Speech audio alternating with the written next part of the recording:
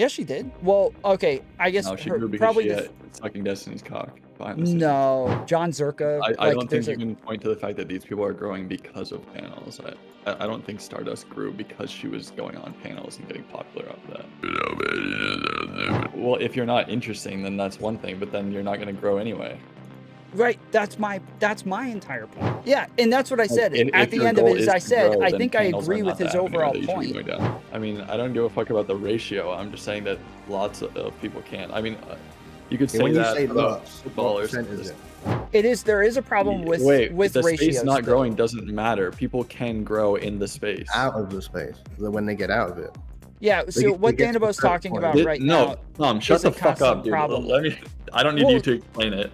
If you know anything about pop culture or mythology, you may have heard about something called an energy vampire, also known as an emotional vampire, a psychic vampire, or for our purposes today, a content vampire. Energy I've never heard of this. I have no clue what he's talking about. vampires, unlike regular vampires, don't drink blood to sustain themselves. Instead, as their name suggests, they drain energy from everyone around them, giving nothing in return. Our so-called content vampires, or panel hosts, are quite the same. They hunt down the biggest possible guests, they talk about the most juicy and relevant topics, and then drain it of all its entertainment value and move on to the next. But what happens to the guests who venture into the realm of these content vampires? Wait, what does that mean? They drain it of all of their... But they drain it of all of its entertainment value? What does that mean? What happens to the guests who venture into the realm of these content vampires? Well, just like regular vampires, panel hosts can't exist on their own. They need victims.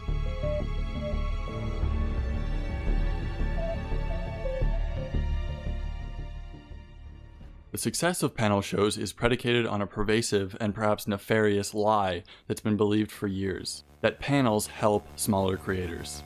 Let's be clear with one thing up front. Panels are run to help the host, and only the host. Wait, hold on. That's not the same thing. So, one point, he says, panels are said to help smaller creators. And then says, panels are only meant to help the host. Well, yeah, no duh, it's meant to help the host. That doesn't mean that it doesn't also help other people. I grew off of panels very quickly on Twitch politics, like going on the Hippy Dippy, going on Prime Kai's, going on a bunch of different panels. That was super helpful to me on Twitch politics. Though I acknowledge that I was a minority, that most people do not do well going on panel. And so I was a rarity gaining off of panels and blowing up off of panels when I was streaming on Twitch. But you still have that possibility. Like, it gets your name out there if you're interesting enough, if you have enough to say, if you're actually entertaining and have a different type of opinion. Because the reason people on Twitch politics don't grow off of panels is because they all go on there to say the same freaking crap that everybody else has already said. That's all they're doing. They go on there to just repeat things, right? But he's saying, hey, do panels help smaller creators? No, they're only meant to help the panel host. Well, no, duh. The host is not going to host it if it doesn't help him. That's the whole reason he does it. But they do, by circumstance, also help the smaller creators who go on as well. Like, even if you don't build an audience off of it, you build a name, you build notoriety. There's tons of small creators. We all know their names because they went on those panels, right? We know tons of smaller people only because they were on panels. So I feel like he's doing like a little bit of a red herring there with that little part. Is predicated on a pervasive and perhaps nefarious lie that's been believed for years, that panels help smaller creators. That panels help smaller creators. Let's be clear with one thing up front. Panels are run to help the host, and only the host. Panels are run to help the host and only the host. So yeah, the intent versus the outcome, these are two very different things so far. There are no kind-hearted, philanthropic panel hosts in the scene running shows to help smaller creators make a name for themselves. So what are panels for? Look, when I ran panels, I would have like 4 or 5 really big names on, and then I'd have 1 or 2 really small names on. And I always did it that way. I always did it where I had a bunch of really big names, and then a couple of small names. And if you go back and watch those now, it looks like it's just all big names, because the small creators that I brought on each time blew up. All of them blew up every time they blew up. And I'm not saying it was all because of me, but those panels were huge at the time. My panels were very big, and they were getting these guys a lot of notoriety. So yes, again, like it's going to help you with name recognition, if nothing else. Well, content. Panel hosts want to get the most high-profile creators around to fling shit about the most high-profile topics so they can drain as much viewership out of them as possible. Let's take former panel host Mindwaves, for example. Someone who heralds themselves as the person who popularized Twitch panels in the first place, and according to him, had the first trend-setting politics panel. Yeah, he was the first one to do just politics. What's his name before this? The Raj Royale was the first panel that I know of. And then they ended up just doing politics because Destiny at the time was the largest creator on Twitch. And every time he went on, he wanted to talk politics. So they ended up moving all of the topics over to political topics over time because that's all he wanted to talk about. And so it eventually became an all politics panel. But Mindwaves was the first one to start a panel, a reoccurring panel that was just there for politics.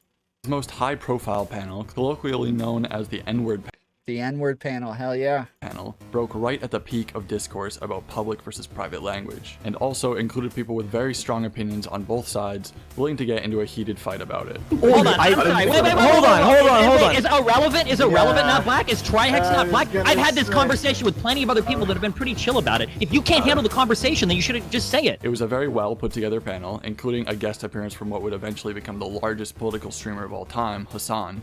And Hassan, following this panel, would actually gain, well, almost nothing.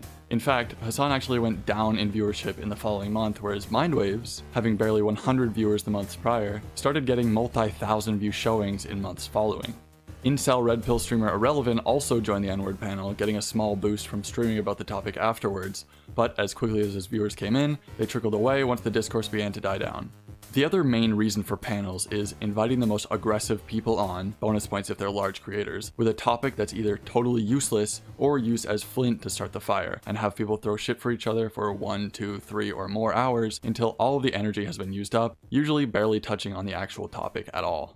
Small dentally challenged panel host Wick TV organized a panel around Christmas of last year with the topic Has Feminism Gone Too Far? Take a moment, take a look, turn the page or close the book. Some well-known feminists were invited to this panel, such as Lavloon, Karantos, Koeman, and more, but the interesting thing is this panel completely fell apart behind the scenes as the host, Wick, caved to the demands of one panelist, Lav. As the panel got closer to its scheduled date, Lav made it clear that she wouldn't be on the same panel as Koeman or any of his fellow members of the... Hey, the panel that I just did last, what was it? Oh, damn. What was the last panel that I did? The sexual marketplace. That was supposed to be with Lav. We rescheduled it 4 different times because of Lav. And then on the last time we rescheduled it, I made a big deal about it. And I was like, guys, like, if we're going to reschedule this again, please, let's make it set in stone this time. Let's just actually do it on this day, okay? She's like, okay, we'll set it in stone, and then reschedule it again, right? The last time she rescheduled again, we were supposed to do it in last minute with like an hour before the panel, reschedules again. An hour later, she shows up on Wick's panel talking to freaking what's the Kidology out of nowhere. She's sitting on the panel talking to Kidology. It was ridiculous. I thought you were moving. I thought you couldn't come because you were too busy. We all canceled the entire panel. Again, and I say panel, it was, from what I understand, it was originally just me and her on Smeth's channel. But anyways, like we kept rescheduling it, and then she hopped on to another panel in the end. Infamous Discord hit squad spicy chat. From this, Wick ended up rearranging the entire panel to her benefit, informing Koeman and co that they wouldn't be allowed on because Lav was there. Setting aside the fact that if you really wanted to discuss the topics, you probably would just invite people on for that, and not rearrange it based on a popularity contest. The topic was a sham in the first place. The panel was organized to be a shit show, with the veneer of a real topic. Veneers is something that Wick is quite familiar with. This illustrates pretty clearly that the panel was just set up to be a popularity boost for Wick himself. He didn't care about anyone on the panel except for the most controversial and view-pulling creator with the most eyes on her at the time. So Wait, hold on. Yes, this is it. This is it right here. Yes, this is when she all of a sudden pops on. Yes, this is it right here. We were supposed to be doing our panel right as this happened. She pops onto this show. It was ridiculous, dude. But I feel like it's weird. Like, he's not mentioning. I feel like Chud's the one who brought her into the scene. I mean, I know that she eventually ended up on Destiny's show, but before she was on Chud's, she had just gone on to, like, called into Mr. Girl's show once, called into Destiny's show once, and then we didn't see her for like 2 weeks. And then all of a sudden, Chud does his OnlyFans panel where he's bringing on girls who have done OnlyFans, and that's where Lav all of a sudden has a camera. She makes a name for herself, acting like a freaking crazy person, and everybody now wants to talk to her and have conversations with her. It, like, I don't want to skip over that little tidbit that she brings eyes now because Chud made that one OnlyFans panel. Something Wick would repeat in coming months, kicking an entire panel of people to have a one-on-one with his favorite Nubian Queen alt art version of President Sunday, ChudLogic. And with that, right, we're going to say bye-bye. Bye-bye, everyone. Bye. Go away. Go away. Go away. Go away. Okay, now that we've gotten rid of all the trash. Right. How do you feel? How you feeling? These two examples are to say that A, panel hosts are not looking to present nuanced ideas and create interesting discussions, they want shit-flinging, and B, panels do not assist smaller creators in growth no matter how much they'd like to pretend that they do. They're only out for themselves. Wait, I don't feel like he... Hold on. I don't feel like he made that point at all just now. That, like, they don't help smaller streamers at all. I don't think he's made that point at all. Which, by the way, would be totally fine if they didn't present themselves as bastions of charity to the scene.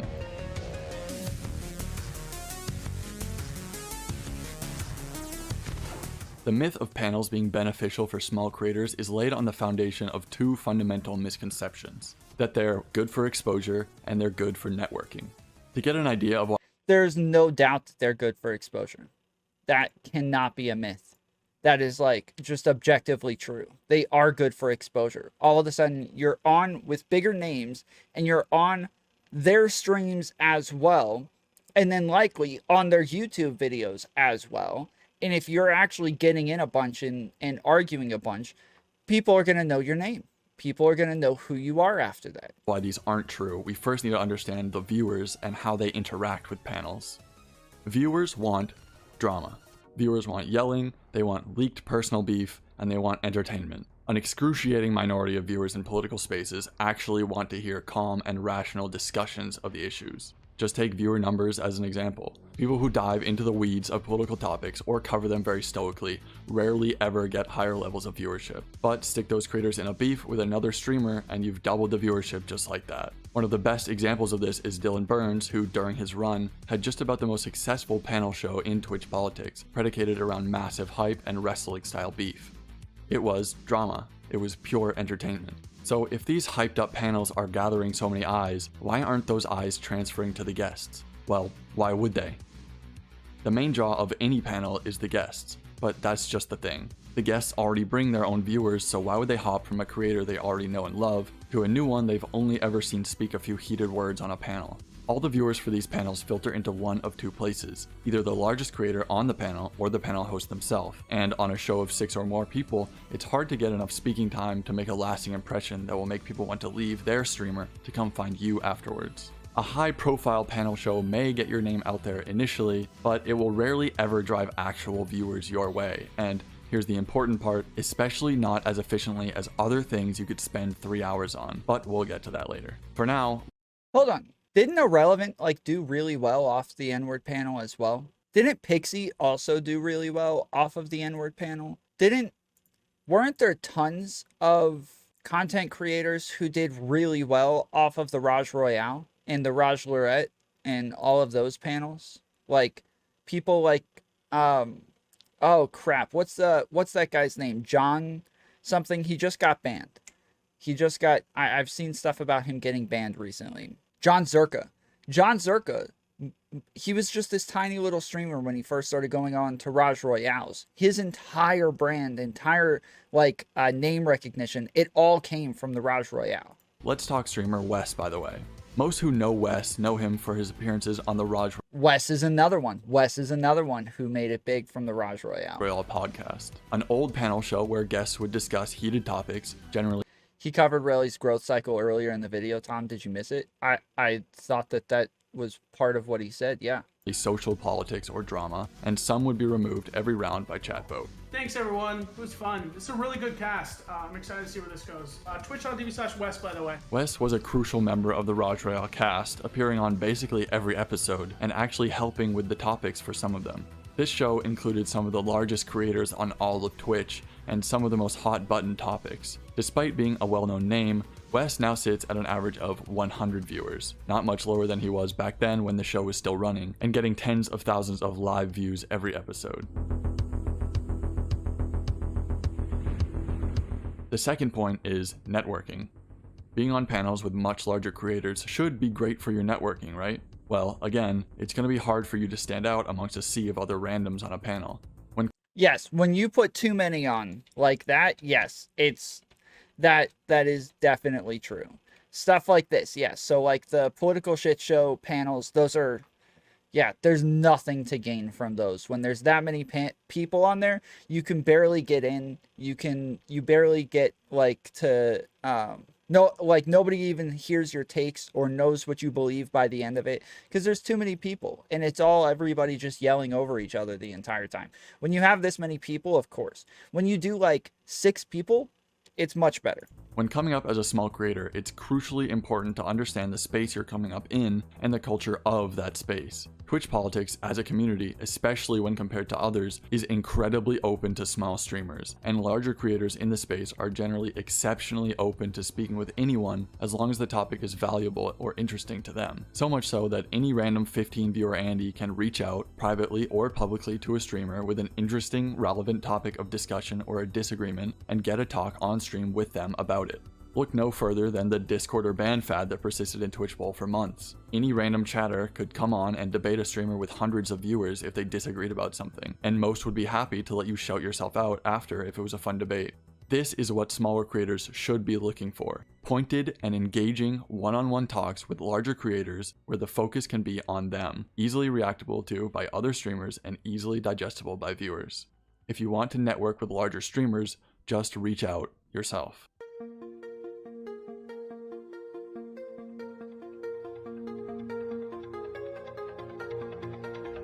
This brings us to the... Look, here's the thing. Like I said earlier, panels can help you. Panels can help you a lot. They'll help you gain name recognition more than anything else. But if you suck, it's not going to help you at all. It's not going to do anything for you. Networking, doing panels, doing big name debates, all of this crap, it doesn't do anything for you. If you don't have your own brand, if you don't have your own style, if you're not doing interesting things, if you don't have interesting things to say, if you don't have your own, stuff to talk about, then it's not like it'll never help you. But it will always help to get name recognition. That is always helpful. It's just, it doesn't, like, all of the people who come to watch your stream afterwards or come to watch your content afterwards, if there's nothing there, they're not going to stay. They're all just going to check out your content. They're going to be like, oh, this sucks, and they're going to move on. But if you actually have good content and it's just not being found, going on these panels and getting that name recognition and getting people to go check out your content is always very helpful. Question, if not panels, what should you be doing? One of the fundamental downsides of panels is that they're time consuming. Panel hosts take your time to feed their viewership when you could be making content of your own to actually get your name out there. For big streamers, but crucially for small ones, YouTube is your most important asset, specifically the YouTube algorithm. Spending 3 hours on a well-researched video can gain you massively more viewership than spending 3 hours on a random Twitch panel. YouTube's discovery and growth ladders are much more efficient and direct than Twitch. If you get views, you'll get more views. If you pull eyes, YouTube's algorithm wants more eyes on that riveting content and will direct more people your way. A function that Twitch is sorely lacking. Take small-time nobody. I think what he's saying here is true. I believe this to be true. It's just not the case for me. I don't get anything out of the algorithm. I get nothing out of the algorithm. Even like all of those people going to watch my Balenciaga video, if I pull up the stats for you guys, you can see almost all of my views came from somebody else sharing my link. All, like most of them. And I got like 5,000 views on that video, and that's it. And it's because I just got views from Chud. That was it. I just got views from Chud reviewing the video. And then I guess DK put it in the description, and then I got a ton of views off of that. But the algorithm never does anything for me, and it's not I don't know, because you suck at it, maybe, but like even if I have like high quality content, or I have really good you know, titles or thumbnails or anything, it never does anything. It never moves on, or it never like grows. I never get a ton of suggestions. So I always feel like I'm like shadow banned or something, but I have no idea. Creators Sick and Will, for example. Both of these people entered the scene riding the high of one direct and well-researched YouTube essay, the Lavloon Expose and Extreme Dad Manifesto, respectively. After releasing their videos, they both gained around 400 subs on YouTube immediately, a pretty solid start for a brand new creator, Sick's video even reaching upwards of 80,000 views. However, over on the streaming side, both creators maintain relatively small numbers and somewhat stagnated growth. Both have appeared publicly on many panels as a way to get their name out there. Had either of them spent that time focusing on their own content and making more of their well-researched videos, they could have followed up on the success that they first got. These videos also turned into connections for the two of them after ChudLogic watched their videos on stream and complimented them on being well made. Both returned to Chud's stream many times after that, and could have used this connection to have discussions with many other creators. If making video essays isn't your thing, consider streaming on YouTube and learning basic editing to upload videos after to your channel. Most of these panels are on Twitch, and the allure of Twitch streaming is strong, but streaming on YouTube gives a direct line to your videos that Twitch does not offer. The subscribe button is right there under the screen, your videos are right there in the sidebar, creating this self-sustaining loop with. How long have you been on YouTube? I've been on YouTube for about 3 years, probably close to 4 years now. But when I first started putting out content, I was pretty far right. I was doing all like very low quality podcasts, where it was just like a Zoom call that with bad cameras and bad mics, and in podcasting form, it was dope, and I was growing really quickly, but I never even like cared about the YouTube part. I just put it up there for if people wanted to watch it, there was the video portion. But yeah, once I actually transitioned over to Twitch then, and I grew really quickly on Twitch, I was blowing up over there, but again, never really advertised my YouTube, never pushed my YouTube, never pushed my Twitter or my Discord or anything. And then when I got banned on Twitch, I was just streaming on YouTube and nothing. Like everywhere else that I had focused on, I grew very quickly. And then YouTube, just, nothing. It's years here, and yeah, just nothing the entire time. It's odd. With your own brand by spending 3 hours learning Premiere instead of flinging shit on a panel will propel your career demonstrably more.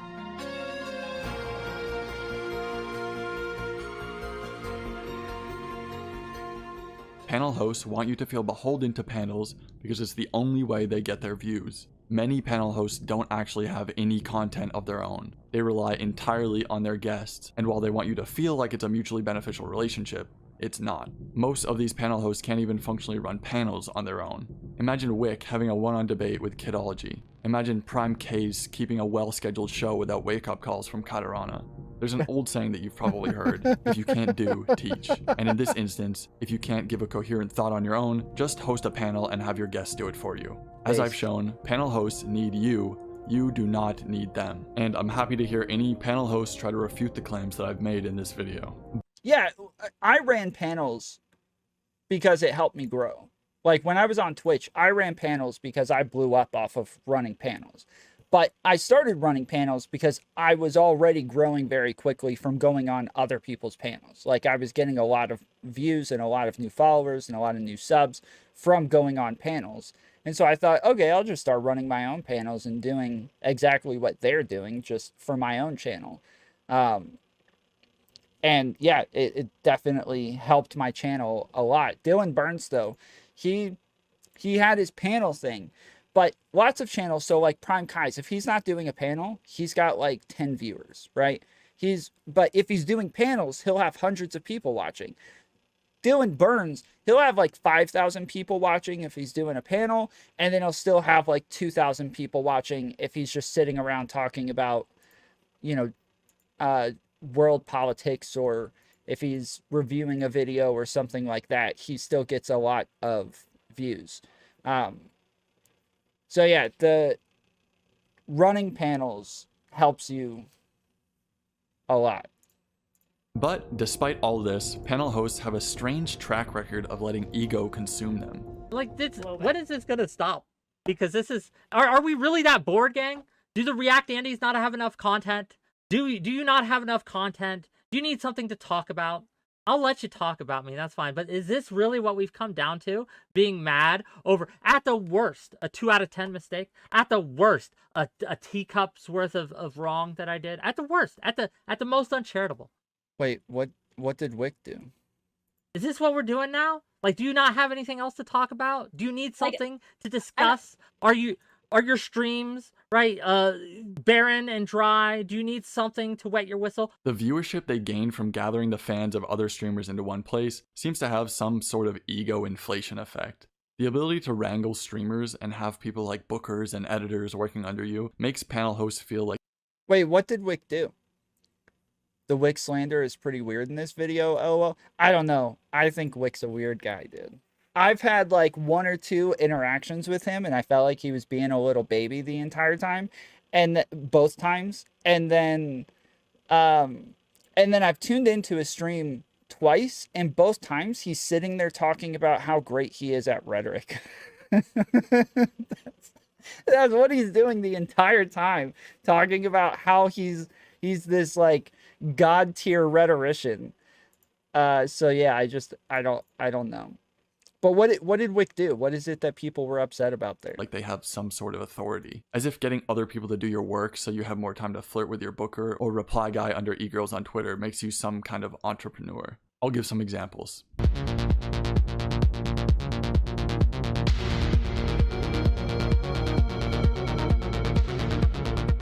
Dylan Burns, host of popular panel show Hippy Dippy, you may also know him as Down Syndrome Dylan, ended up canceling his show after a trip to Ukraine, saying he needed to escape from the Twitch politics space, the very space that gave him a name in the first place, because it was holding him back. I'm on the precipice, so if it's Twitch politics holding me back, right? You gotta make some sacrifices. I'm trying to figure. I want to jump over the precipice, right? I want to do it. Making very public statements about the space being beneath him and referring to his panel show as charity, saying that it helps everyone else but not himself. Because all the things you listed, Star, were things that I do for Twitch politics. You listed things like, I have the Hippy Dippy, which helps everyone else. Like, all the things you're listing are things that benefit other people besides me. And I hate to be a little, like, jealous, like, a little selfish here, but, like, do you think I'm that altruistic that I'm going to stay in a space because I'm helping other people and not... Didn't he grow because of Destiny going on his panels? Am I wrong here? It was Destiny and Vosh going on his panels that made him grow. That's how I grew on Twitch as well, is getting Vosh and Destiny onto my panels. Isn't that how he grew as well? Is from the same charity that he thinks he's above giving to others? Like thinking about my own career. As we've seen, this is obviously the direct opposite of reality. One of the main reasons that Dylan Burns got popular as a creator was the Hippy Dippy, using other, usually more popular streamers to fight as content for him. Again, he referred to his panel show as something that benefits other people besides him, calling it altruistic to host the show. Next, a host I mentioned earlier, Wick, coming off a recent controversy about kicking a guest Sick off his panel unwarned to make space for an enemy of his, he said on a debate with Sick and others that he should be grateful to be allowed on his panels in the first place, that Sick should thank him for letting him on his shows, as if panels were again a charity to the space and not purely for self-benefit. Since this VOD disappeared, I asked, and Wick later clarified, that he said he was doing Sick a favor and allowed him on the panels to help him out, which we know. Well, okay.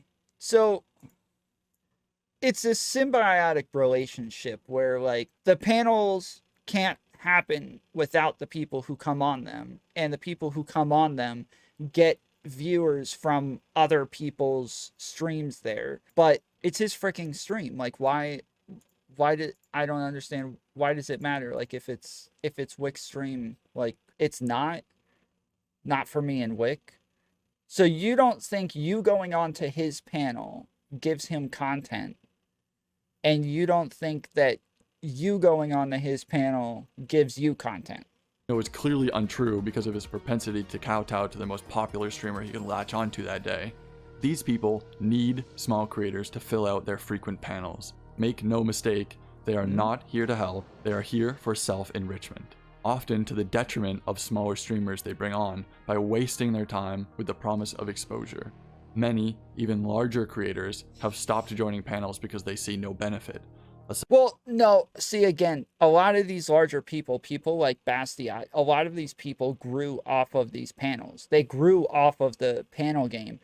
They grew off of like being on panels with Destiny, being on panels with Vosh, being on panels with these big names. And then once they grew from them, they didn't want to go on them anymore. Like they got the big names on there to help them out, and then they stopped going on. Son, Vosh, Dylan Burns. I know for a fact I've gotten no growth except for the one time I donated 5 subs to cover a topic and he rated afterwards. Do you post these on YouTube afterwards? I would think if I was on a panel with ChudLogic, I would have that uploaded to YouTube before everybody else, and I would be trying to get the views off of having ChudLogic in my title and on my thumbnail and all of that other crap. Like I feel like those opportunities have to pay off if you're actually using them the way that you should. Burns, Mike from PA, The Surfs, ChudLogic, all people who used to frequent panels but now barely touch them and are better off for it. But if small creators knew this, there would be no one to come onto the panels and the panels would shrivel and die. All panel shows die out eventually. Whether it's because, like the Raj Royale, people can't handle the fighting, like the Hippy Dippy, the host gets a big head, or they just sputter out because the guests realize they aren't benefiting from them like Prime Kai. Putting your hat in the panel ring is never a beneficial move long term. Invest in yourself. Prime was benefiting from them. When he stopped doing panels, his entire channel died off, right? Am I wrong here? That's what I saw. As soon as he stopped doing panels, his entire channel died. He went immediately from like averaging 200 people at a time. I'm talking about panelists, not panel hosts. Oh, when you said like Prime Kai, I thought you meant like him running panels. Okay. And invest in quality, solo, or one-on-one content. He still does panels? No, he does panels again. He didn't do panels for like 3 or 4 months. And last I talked to him, I went on to his show a couple of times. We had a couple of debates. He didn't seem interested in doing them again, but I saw he's doing them again, and his views are right back up to where they were before. Now don't get me wrong, panels are a great way to have fun and talk some shit with fellow creators. So if you want to be on panels to have fun and shoot the shit, that's obviously fine, but they are a dead end when it comes to growth as a streamer. Don't let panel hosts trick you into believing that you owe them anything. Yeah, I don't think that that's true. That obviously you don't owe them anything. But again, if you don't have content, when you get the name recognition, you get people to come check out your channel, and then you just have nothing on your channel worth staying for, then yeah, of course, like, it's not going to do anything for you. But I can list off tons of creators who grew off of being on panels with Destiny, being on panels with Vosh, being on panels with big names, and then they actually had good content, and they were able to do their own things afterwards because they already had like an interesting perspective and they had interesting things to say. But I always lost viewers when I went on big panels. Yeah, well, when you say big panels, you mean too many people on them, right? Like the last one that we were on together. What the political shit show one. That one had like, I think 30 people at one point. No, like Hippy Dippy. Damn. I like peaked in viewers the first time I went in on Hippy Dippy. That was like one of the biggest view counts I ever had. Same with going on Prime panels. The what was it? The Prime Royale and the one he did on Mondays. I would be at like 40 and then drop to 13. Damn. Yeah, if there's it depends on what's actually going on the panel and who's on the panel. But I always did, when I was on Twitch, I did really well off of panels. And it was the same even like when I ran my own panels, I was growing off of them like crazy. And the smaller creators that I brought on grew off of those panels as well. But I think you just have to do them in a specific way where it's actually beneficial to people. I remember Phil doing pretty well with the Hippy Dippy a while back. Yes, yeah, Phil did very well because of the Hippy Dippy. For sure. Hippy Dippy was so much better than any other panel shows before or since. Maybe. Look, when I was on Twitch, my channel was actually like, we were getting up to like 4,000 or 5,000 viewers sometimes while I was running panels. And we were actually like competing in numbers with the Hippy Dippy. But I had my two biggest panels the week I got banned, or the week before I got banned. So I had never like had a chance to continue growing, but I know other people definitely grew from it. And yeah, I think like I think that there's tons of content creators out there who grew off of panels and then kind of moved away. Like Aiko she got her name recognition off of panels. When I first got into Twitch politics, there were so many people in Twitch politics saying, yeah, we all made our names off of going on Prime panels and off of going on these like random panels all over the place. And then we gained our own viewership and then we just kind of stopped going on panels. And that's what I started doing as well. And that's how I started growing. And it does work. It just doesn't work for everybody because lots of people's content, they're not doing anything special afterwards. And most of them are just repeating takes from everybody else. They're just saying the same thing as literally everybody else. And so it's not going to be beneficial to them if they're just repeating everything Destiny says, or they're repeating everything Vosh says. Then yeah, you're just going to be, nobody wants to listen to somebody repeat Destiny's take for the third or fourth time that day. Like that's not interesting. That's not your own content. That's not your own style of anything. You're just hand-me-downs. Stardust did that too. Yeah, Stardust started growing off of panels. And then Stardust actually, yeah, she grew a lot off of panels. And then started doing her own panels as well. Yeah. Because when I was doing panels, there was only 4 of us. It was Prime, me, Dylan Burns, and the John Burke Show. And Prime was doing them every day, but the rest of us were doing them once a week. And we all like worked with each other on what days we were doing our panels and who was doing what panel when, so that we weren't like screwing over the other person. Dylan came on to my panels, I went on to his. Stardust makes different content compared to everyone else. Like, she's talking to different yeah, well, I mean, again, all of the people that I was in there with, so it like all of the people that I came in with was we all started streaming at the same time. And it was me, Cherry, what's that girl's name? Aristocracy, Hans of Harkir. All of us came in doing panels, and all of us grew off of doing those panels. And we were all different. We were all very different from everybody that had been in the space before. We were not just carbon copies of Vosh and Destiny. And we all had our own things going.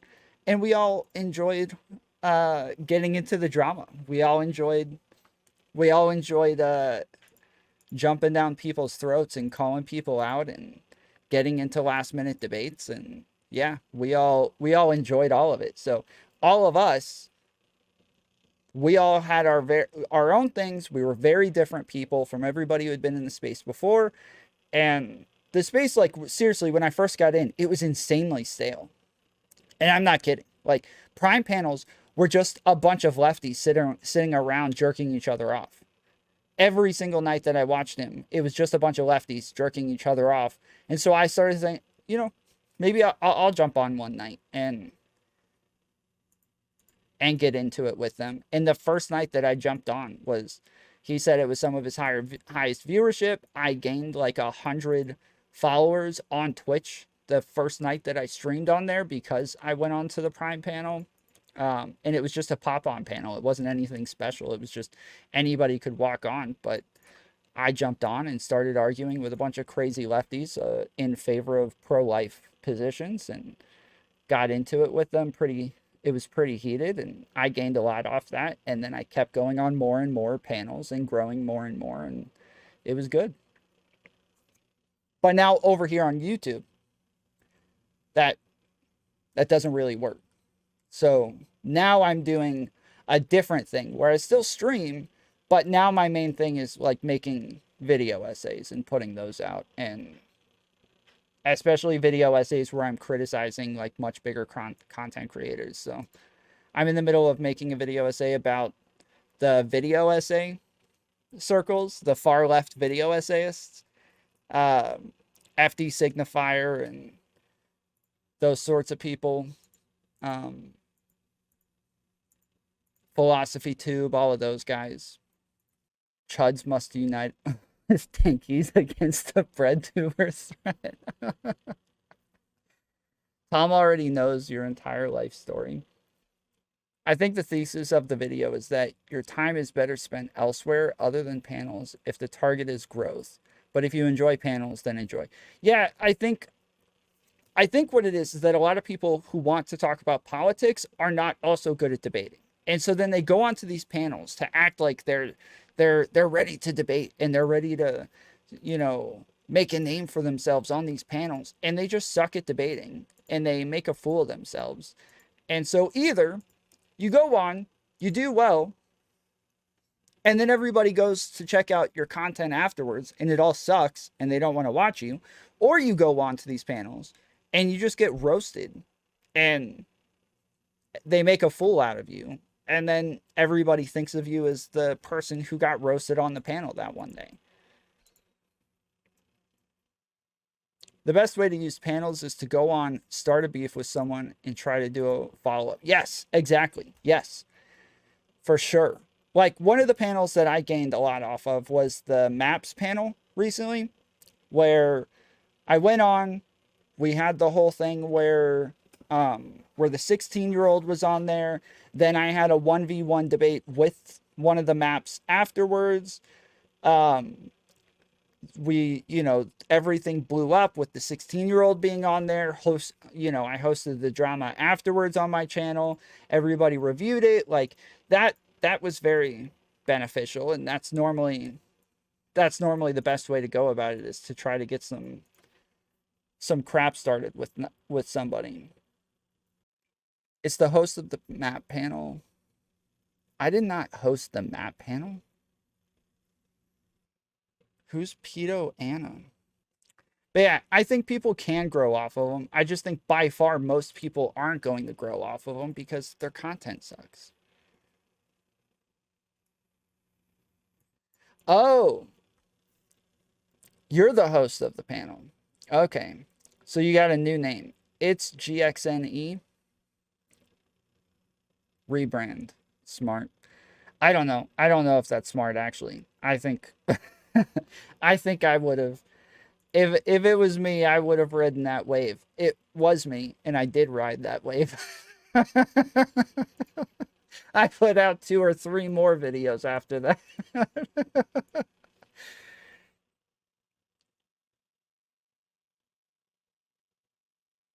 It's gone? Okay. Yes, actually, I saw your channel was named It's Gone afterwards because I went to go check on it. Because I don't know if you saw, but some British guy freaking out about pedophiles re-uploaded the entire panel because you took it down and was saying that you're running away because you're a pedophile. And I brought him on to debate him, but his whole take was, if I go into a debate with a pedophile in good faith, meaning I'm willing to have my mind changed, then I'm a pedophile. That was his whole argument.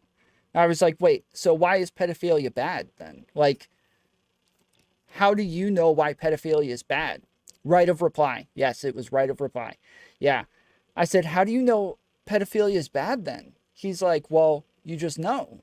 It's like, what if I say you don't? He's like, then you're wrong. What? No, I can actually explain why pedophilia is bad. I'm not just gonna, just by the nature of pedophilia, it's bad. Like, no, I can actually explain to you why pedophilia is bad. Which is one of the things that somebody said on that panel was like, wait, so you're saying that if all bad outcomes from pedophilia were just gone, you wouldn't care about pedophilia anymore? I was like, yeah. Yes, I am saying that if all bad things were gone from pedophilia, pedophilia would not be bad anymore. Yeah, that is definitely what I'm saying. What a cool guy. We got a left-wing version of him posting stuff on my Twitter. I tried to get him to come on tonight.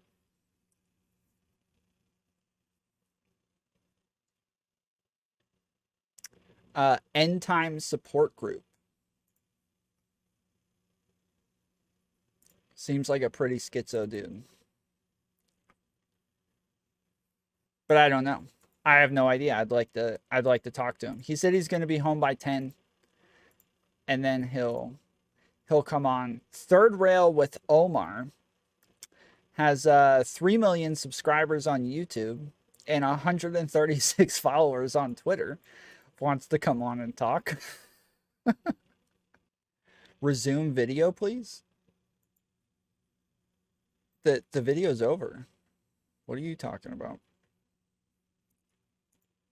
Oh, resume video. By which one? I just named off like 3 people, so. New video. We were going to do viewer call-ins. If anybody wants to call in and debate me on anything, you guys can join the Discord, jump in the waiting room. I'll go ahead and pull something else up in the meantime. Links to Discord is in the description.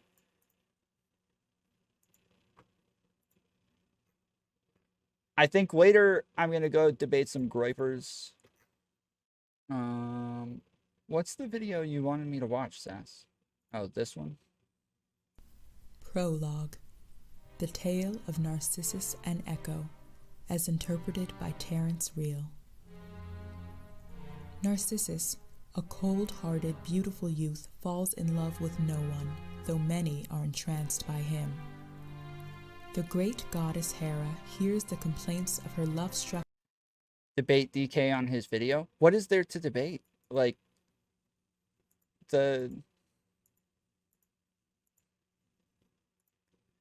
most of the people that are going on panels are uninteresting small creators who probably shouldn't be streaming in the first place.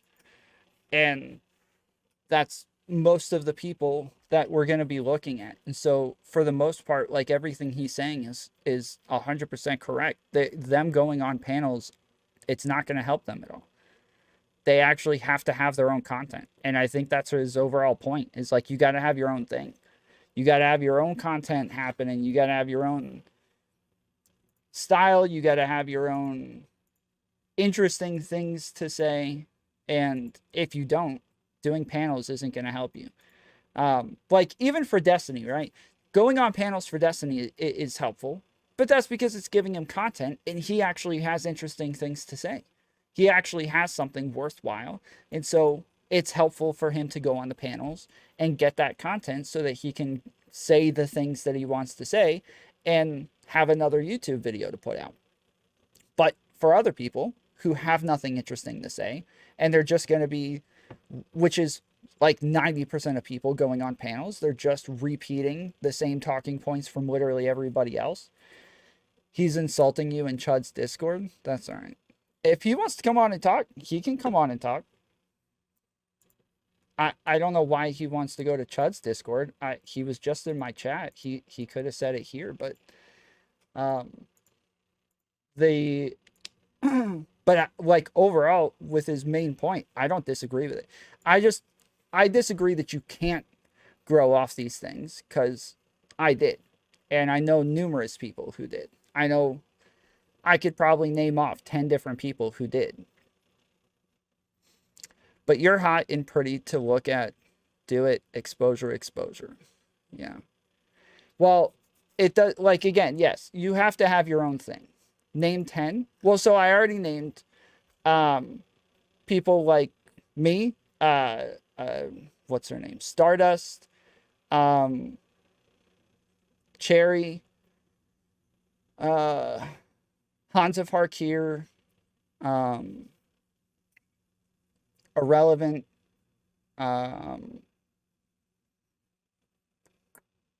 What's the Slicker? John Zerka. Aristocracy. Well, Aristocracy, she grew off panels, but she also already had her own, like, Discord thing going on, so I don't think she counts. Yeah, Counterpoints. IRI for sure. But yeah, again, all of these people, they got exposure from these panels, and it was helpful to them to get that exposure, because when people went and checked them out, they had awesome content. They had cool things to say. It was very helpful. The thing is that we could actually, like, break this down though too. Is it actually the exposure from the panel, or is it the exposure from Destiny? Because that's where I think there would actually be more of a conversation. Because every time I've had Destiny on, I have way more people in my chat. Or every time I have Vash on, I have way more people here. I grow. I get a lot more people watching. I'm really important. That's what Negative Vibes said. Yeah. But yeah, like, there's it.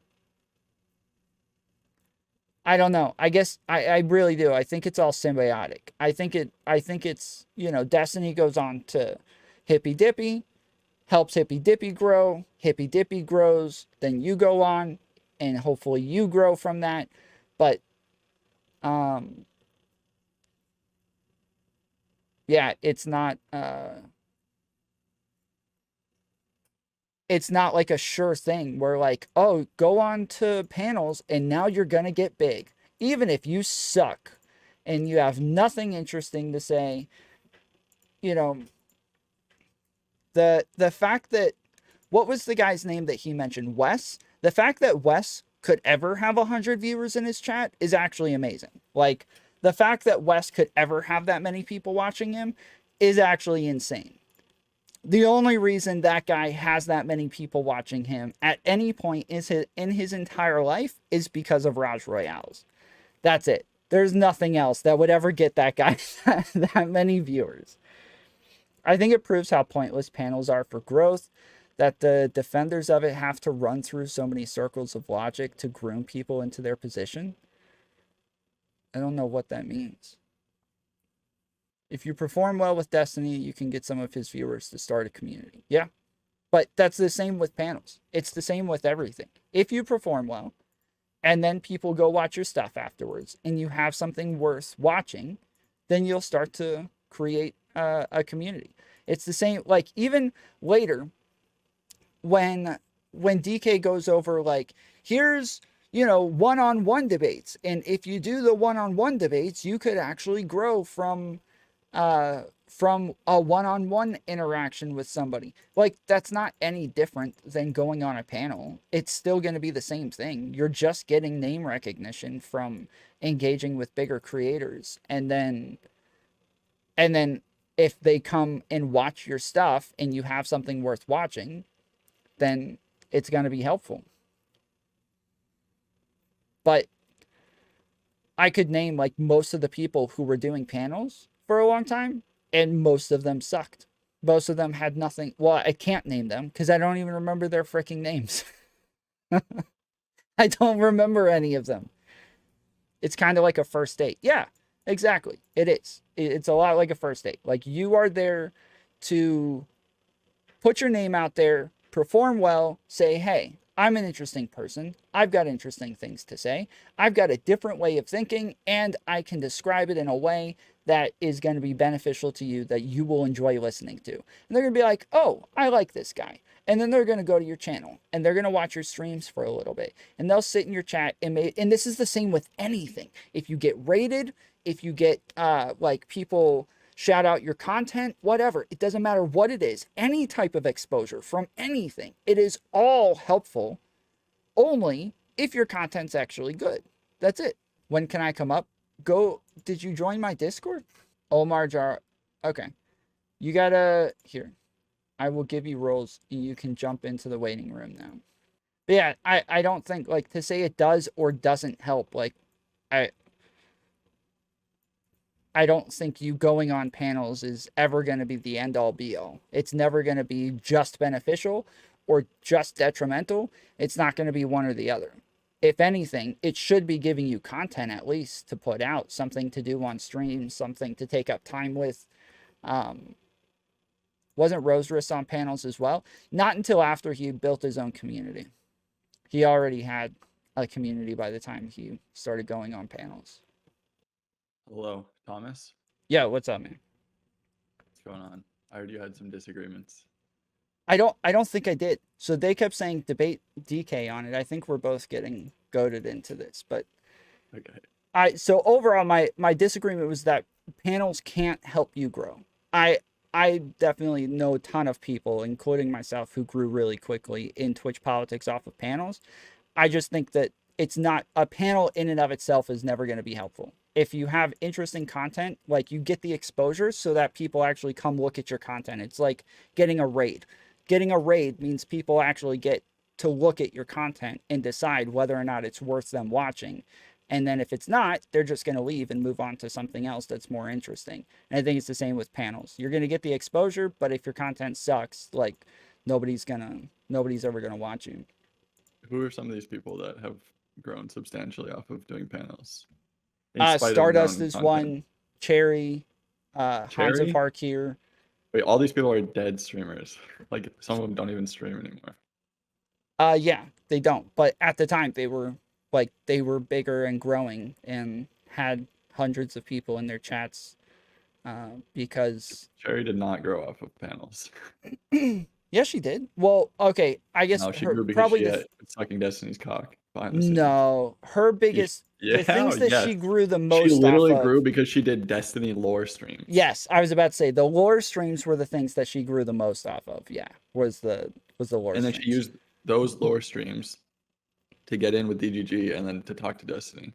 Yeah, but even now, like, when she streams, the last couple of times I've been in her chat, she has like. I can't even remember a panel that Cherry has been on. That's because, again, all of us were on panels together early on. So all of us, like all the people that I just mentioned, we all started in Twitch politics at the same time, and we were all going on the panels together, and we were all like very different from the lefties who were all just sitting around repeating each other's takes nonstop. And all of us grew fairly quickly off of these. I mean, you can say grew fairly quickly, but like all the people that you've listed, including yourself, are like double-digit viewer streamers. I don't know how much I would qualify that as growing.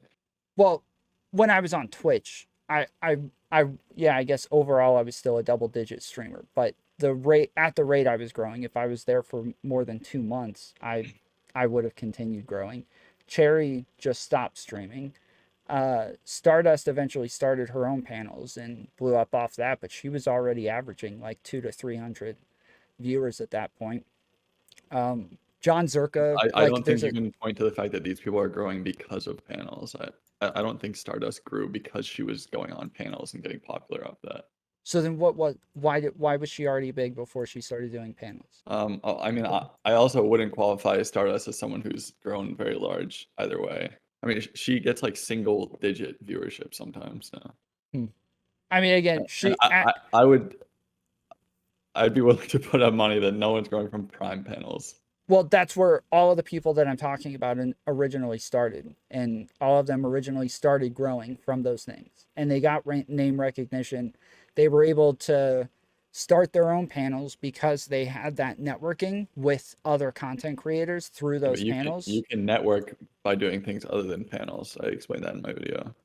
You can, but there's the panels are a much easier way of doing it. Like they're doing all the work for you, and you just show up. I mean, but you can just DM like any streamer and talk to them at any time, pretty much. I guess generally, but even like there's tons of streamers who can't get in touch with Destiny, who can't get in touch why with not? Rush, because they're not interested in talking to them. Well, if you're not interesting, then that's one thing, but then you're not going to grow anyway. Right. That's my entire point, is that these are just as good as interacting with Destiny or anybody else. They're just as good. You just have to actually be interesting. And 90% of the people who were going on these panels were never actually interesting. So they were never going to grow. But a lot of the people who were interesting. So it has nothing to do with the panels, the people's growth then. It's just because they themselves are interesting. No, I think that the panels give them the But you would agree that there are other ways, like if they just reached out. Yeah, there are other ways, yes. And I think those are much more efficient than like trying to get your jabs in on a panel. You can just say, hey, Destiny, let's talk about this. We disagree. And then have like an hour or 2 hour debate with Destiny. And then you fucking... Even if they were more efficient, that doesn't change the fact that that people still are able to grow off of these panels and get the recognition by going on those panels. Like a big part of my video was the fact that there are far more efficient ways to do it. Yeah, and that's what I said. At the end of it, I said, I think I agree with his overall point. Yes, I said I agree with his overall point that like people can't just go on the panels and grow, and that it's probably not always going to be the best way. Like you have to have actually good content in order to grow. And that was what, when they kept saying debate DK, I'm like, I don't even think we really disagree all that much. I disagree that you can't grow off of them, but in the end, like, one way or the other, you still have to have your own content. You have to have your own style. You have to have something interesting that you're bringing to the table one way or the other. My point is just that you can't grow from panels in spite of your own content. Like you have to be a good creator either way. And I think if you are a good creator and you are interesting already, then there are better ways than panels to get your name out there. So yes, like panels, I 100%. Growing a channel, I think panels are obsolete. Yeah, I think for most of the people who are in Twitch politics, they only end up debating just because that's like the way most of us interact with one another. But most of them suck at debating. They're not debaters. Like they don't, they should never be debating anything. And so they go onto these panels where it's not their area, it's not their realm, and they act like they're there to debate when they. But why do they do that? Because that's what the panels are set up to do. So. Yeah, I mean, because that's what I mean. What I argue in the video is that's what panel hosts need people to think that like going on panels is kind of just what you do to grow. Like that's what Yeah. you do to get your shit out there. But like, yeah, the point of my video is to push back on that idea. Yeah. And I I still haven't had anyone give me a name of someone who has like actually significantly grown by doing panels and not just like in spite of that. I mean, I disagree with like you just shrugging off the names that I gave you. Counterpoints is another one. There's a ton of people from the Raj Royales that made their names on those things, like Yeah, I John think Zerka. the Raj Royale is like kind of a special case. Like it's a unicorn as far as panels go because those shows had like tens of thousands of viewers each time. And I don't know the history of all the people who have been on Raj Royales. There definitely are people who have grown from going on them, but I don't know enough to say if that was because they were on the Raj Royale or because they have great content otherwise. Yeah, so John Zerka was somebody who struggled for a long time and then started going on Raj Royales. But yeah, they were much bigger. Zerka's name has been mentioned, and I think I'd be willing to give that as someone who's grown off of Raj's panels. But at the same time, when I think Zerka, I think like he's just such like an insane force of content that like it feels like he would have blown up no matter what because like he is just like content embodied, right? I think so too, but if you go watch the older Raj Royales, there's a lot of them where he's like sitting there crying about the fact that he can't get over 100 viewers and that Sure. he's like always depressed, but I have- somehow he eventually pulled it out. I have a question then, and that would be like, why Zerka and not someone like Wes? Because I showed obviously like Wes didn't really grow, but he was like a driving force of a lot of these panels. Like he was on almost every time. He was like very entertaining on most of the episodes. He has like massive clips that are like some of the funniest moments of all the panels. So like, and someone said it in Discord earlier that like maybe his solo content it just sucks, so he didn't grow. Yeah, But, like, well, that's what I was gonna say. He feels like a Phil KOE type of guy. People weren't really even coming to see if he was boring or not. Like the numbers just didn't flow in. Do you know who Phil KOE is? No. So Phil KOE is a guy that I've known for a long time. I brought him into Twitch politics and he started going on panels, and then every panel wanted him because he just made the panels more interesting and he was insanely entertaining on them. And he would originally get an influx of viewers, but then they faded off because his solo content just wasn't as good. But when he's on panels, he's really interesting. He's a lot more entertaining and a lot more fun to watch. And I think that that's just what some people are better in those spaces because I've watched some West content and it's just him playing video games the entire time. I think this kind of plays to my point, the person that you were mentioning, because like from that you could easily see like panel hosts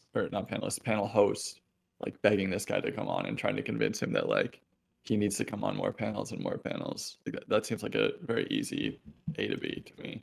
Instead of like I don't really know the guy, but like if his goal was to get big, then obviously panels weren't the way to go. He probably should have taken a look at his own content. Maybe. I mean, again, he had an influx of viewers originally, and as did all of the people that I mentioned. Like they all got influx of viewers, and I think lots of people do if they actually do well on the panels. It's just those viewers fade away if they're not actually interesting, and that's gonna be like 90% of people in Twitch politics. So yeah, I don't know. I think it's tough to get like one person's viewers to go and become fans of another person. So like that's part of why I think it's so hard to generate anything off of panels, because maybe you will get a small influx in viewers, but I don't really think that turns into growth. Like Vosh and Destiny a little bit, but they don't usually become fans. Yeah, Vosh and Destiny have both talked about this, that like they shout people out all the time and will spam their links and nobody goes and subs to them. And they're always like, it doesn't help even if I do try to help content creators and just like tell people, hey, they have good content. Nobody goes and watches their stuff unless they have them on a bunch and then people get to know them through their streams. That's the only way that they ever actually end up growing from these things. But Yeah, yeah. I mean, we've said it a couple times. I just want to iterate again that like the way to grow is just to have one-on-ones with these people. Like if I think of some of the people that have recently gotten big in Twitch politics, I think like Mr. Girl like blew up basically overnight because out of nowhere he talked to Vosh and then kind of got shut down. Everyone disregarded him. But from Mhm. that he went and talked to Destiny and then he has like thousands of views overnight. And I mean obviously he stabbed himself in the neck and bled out all over the Twitch bowl floor. But Mhm. obviously that was because of him. But, like if Mr. Girl had instead just gone onto panels and shit, like there's no he'd probably have like double digit viewers right now, maybe triple. But like no way he would have thousands of viewers if instead of having 1v1s with Destiny every few days, he like tried to go on a Wick panel. Yep. Yeah, he had a talk with Destiny, and then his talk with Destiny got him a talk with Vosh, and then his talk with Vosh got him 100 more talks with Destiny. Yeah. So yeah, And then yeah. like I think that those are also- networking things though. So like lots of times I would go on a panel with somebody, we would get into it, but other people would want to talk, and so it'd be hard for us to have our back and forth. And so then everybody would follow us over to like my stream afterwards or Wait, their one stream second. afterwards. This shit eater in your chat, no, he did not go. I mean, he may have gone virals over the Cuties Review, but he was not like a big streamer because of the Cuties Review. People just Yeah. made fun of him and called him a pedophile. Yeah. He became a streamer because Destiny gave him viewers. 100%. Sorry. That was rude. Like Go yeah, ahead. he was not doing his numbers like more than quadrupled. I think he said at one point that it was 20 times the amount of numbers after like a month of engaging with Destiny. So his first stream on Twitch had like 10,000 viewers. It was nobody's first stream has 10,000 viewers without some massive name rating them, and nobody rated him. He just started his first stream with 10,000 viewers. So yeah, it was all just engaging with Destiny. Not Yeah, that I he mean, wasn't interesting, but yeah. That's how a lot of people get big. I think the majority of Twitch poll people who have a few hundred viewers is probably because they are engaging with Destiny one-on-one. Mhm. Other than like, I mean, maybe there's like a few rare cases otherwise. Maybe Dylan, I think, kind of had his own thing. I don't remember him talking to Destiny that much. He Obviously, didn't did talk a to little bit. Destiny. Destiny going on Dylan's panels was Yeah. And what then made his panels big. Chud obviously is kind of a unique entity from Destiny. He's talked to him a few times, but obviously it's the drama stuff that has blown him up over the past year or two. Yep. Wasn't he sitting, because he averaged like 200 people before he just went full drama streaming? I think over the past couple years that Chud has gone from, about like a 200, 300 viewer Andy to, I'd say now even I'd qualify him as like a 700, 800, because when he's doing actual stories, that's what he gets. Yeah, my last 2 weeks on Twitch, I averaged 100 something viewers, and I remember when I met him, he averaged whatever I was averaging, he was averaging the same, and and now he's much bigger than that. Sure. Yeah. I take some of the things I wrote in my video were taken from when I streamed the League. The best way to grow in the League streaming community was just to get as high rank as possible. And then like if you're in games with popular people, they might like your name will get out there eventually. But like I don't think it just doesn't work the same in Twitch politics. Like you have to talk to these people directly and not just like be in their presence. Well, on top of that, the bigger panels, like the more people that are on the panels, the less helpful it's going to be to anybody. Yeah, I mean that works to my point because like the least amount of people you can have in a conversation is two, unless you're Rob Noor. So yeah, like that you know, it's like not going on panels obviously still is the best option. All right. Well, yeah, I overall I agree with everything you're saying. The people the people who always complained about not growing off of panels, I always just looked at them and was like, bro, you're an idiot though. Like, I mean, most people in Twitch poll are idiots, and that's why they're not growing. So. yeah, I keep thinking of a specific trans woman with very curly hair, but I can't remember her name.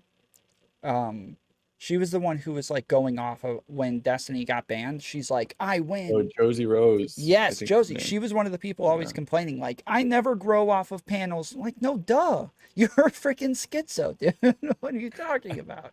Hey, you can't say that about trans people. Oh, come on. That's fucked up. Oh, somebody else I just thought of. Damn it. What's her name? Joe? Silly Serious. Silly Serious really grew off of Prime panels as well. Her and Counterpoints broke. I don't even know that she's a streamer. Yeah. Wait, do you know who she is? I know of her, yeah. She's Australian, right? Yeah, she was streaming for a while. She averaged like 400 people, but she barely. When was this? She stopped streaming about a year ago. Stopped streaming about a year ago. Yeah, she would stream like once or twice a week. Okay. 2020, she averaged 7 viewers. 2021 averaged 120. She had some months where there was more, but I don't see anything in like the hundreds. Maybe like in the 100s, maybe. But well, there's some streams with a few hundred. There was only I think 3 or 4 months that she streamed did talk consistently. to Destiny one-on-one also, right? I'm pretty sure. Yes. Yeah, but she was already averaging like hundreds of people at that when she first started talking to him, but she only streamed consistently for maybe like 3 or 4 months. She's another person who, if she had stayed with it, like she would have continued growing, but she doesn't stay with it. So sure, I'll take your word for it. All right. Actually, that's not true. Actually, I just looked it up really quick. It's not true. Here's she's talking. I just looked up a video of her talking to Destiny. It was streamed on the 16th of June, and on her Celinome, pretty much all of her big streams come after, like they start right at the start of June or midpoint around the mid of June. Before that, she's getting like 30 viewers. Sick wants me to ask, can we at least agree that when people get to go on panels, it's a favor done for streamers? I don't think it's a favor for streamers. I think that it's a symbiotic relationship. I think both people need the content, and both people need the others for the content. But no, I mean, I think it definitely is like a favor to the host. Like, because without panels, panelists are totally fine. They can do what we've been talking about, other shit, and grow even better. But without panelists, hosts are completely fucked. Like, Wick has no content if he's not streaming a panel. Prime has no content without a panel. Dylan, like, had content before, I believe, he started doing panels. And he has, like, a niche of, like, actual, like, global politics shit, I think. I don't really know exactly what Dylan does because it's boring, but... This is true, but even the big creators get bigger, or like they get more views off of panels. They do really well when they go on panels, and they get more views when they post one on YouTube. But I don't know that that's actually the case. I think like one-on-one debates do quite well, and then I know at least for Chud, he like panels don't do very well for Chud at all. Okay, I'll amend that. I only watched other people's numbers when they came on my panels, and I always saw that all of their numbers went up whenever I was doing panels. But I felt like that was the case, especially like Destiny going on Hippy Dippy stuff. It seemed like there were always a lot more people. He would go from like 2,000 viewers to 10,000 viewers as soon as he jumped on a panel. Wait, who? Destiny? Yeah. Oh, maybe. I mean, I guess it depends on who else is on. Destiny's kind of unique because I think he has like villains in his anime that like if he's on a panel with Vosh, people are gonna go and watch and be excited for it because it's Destiny versus Vosh on a panel. Yeah, I'd have to look, for but I sure. don't know that Destiny's like been getting higher viewership because he's going on Wick panels than if he would like if Destiny debated Brianna Wu 1v1, I feel like he would have had more viewers than being on a panel with Brianna Wu, but I mean I'm just Maybe. speculating. I can't know for sure. So Let me see his channel, because he didn't go on panels for a long time, and now he just recently went on a couple. yeah, I mean So like, what about? Or I feel like do you if think panels that's only were really Twitch politics beneficial, panels, I or feel do like you if think? panels really were beneficial for these people, then like all these big streamers would be going on them, and like it feels like almost every big streamer just ends up saying no to panels once they grow. Yeah, so like his most recent, I'm looking at his like last 10 videos, and 3 of them have more than 200,000 views, and one of them is the Wick panel, and that looks like it has the most out of the last 10. But he's Sure. also, I mean, I wonder if but like yeah, go ahead. what I'm saying is like, would that panel have done better than if he just had a one-on-one with someone? Because I mean, Destiny hasn't had much content at all recently, so like anything like debate like that's happening probably is gonna do pretty well. I don't know. I feel like a lot of his Pearl conversations are huge. Like he was getting 400,000 views on some of those. That's what I was going to ask is, do you think it's just the Twitch politics panels? Because obviously going on like Fresh and Fit, going on a Pearl panel, going on a lot of these like Red Pill panels have been huge for Destiny. Yeah, I feel like I don't know if I need to specify exactly what I think panels are, but I don't know if I would really qualify like the Pearl and Fresh and Fit stuff as panels in the same way. Like they just feel different. They're in real life. There's a different vibe to the discussions. Like I don't know. I don't know if I should like qualify them as shows and not panels. It's kind of nebulous, I guess, but like they just feel totally different. I mean, most of what I'm talking about in the video are Twitch politics panels. Mm-hmm. Like obviously these are like big shows, and going on them can introduce you to a new audience, which I think is a big part of why Destiny's like getting so much off of them, because it's like a whole like a built up audience of people that he's transferring into. Like if you're a known name like Destiny and you're going into another space, I think it's different than if you're a nobody and you're coming up into a space. All right. Well, what the hell? Third Rail keeps saying that he wants to jump in. I keep telling him to get in the waiting room, and every time I go look, he's not in the waiting room. So I don't know what he wants me to do. The fuck is Third Rail? I don't know. Let me jump in. Yes, let's bring Danabo in on this. Oh, dude, I got stuff to say to Danabo actually. Yeah, let me add him in. Let me find my Google Doc from a year ago. It's still here in my Google Drive. Poggers. Well, maybe not. I don't know how to. Are we not friends anymore, Danabo? We're not.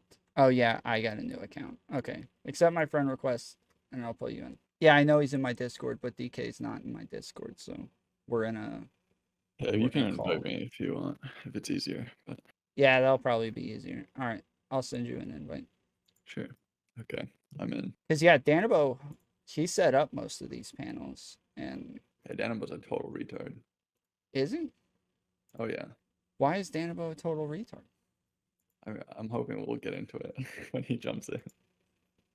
His whole thing with like when Dylan was in Ukraine, and then he started talking mad shit about Twitch Bowl streamers, and then when Dylan got back, and he just cowered like a little fucking rat bastard. It was so cringe, man. Where did he go? He's one of the mods in my Discord, so this shouldn't be that hard. There he is. Danabo. There he is. Hold up, I moved house and I need to change my inputs. Okay. Because yeah, for anybody who doesn't know, Danabo set up all of the Hippy Dippies. He was also my producer for a long time, and he was bringing in all the people onto my panels as Dude, well.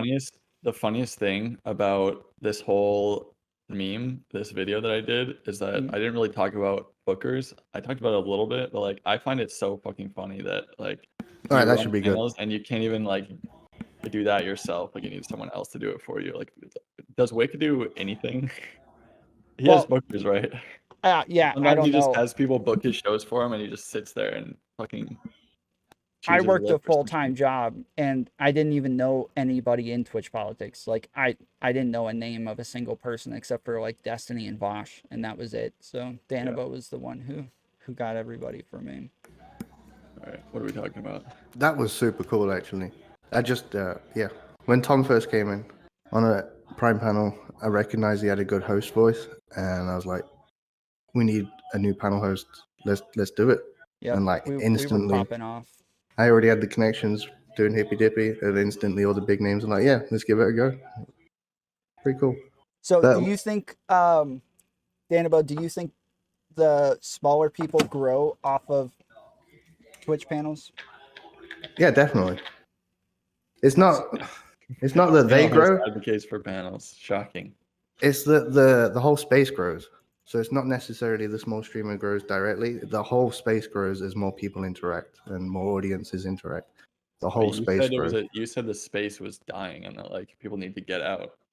Yeah, because everyone retreated into their own like fortress and stopped interacting, and it was shit. We was left with no Weren't talent. you advocating for that? You were on like Dylan's side. No, I was not. When he came back and he was canceling Hippy Dippy and shit. The thing for Hippy Dippy was rising tide lifts all ships. That was our plan from the start. Wait, no, it wasn't because Dylan said It that was. it helped everyone but except him. So he was thinking about just giving it up. It wasn't worth it to him at that point. But then the rising tide doesn't lift all ships. Not if there's no ships left, no.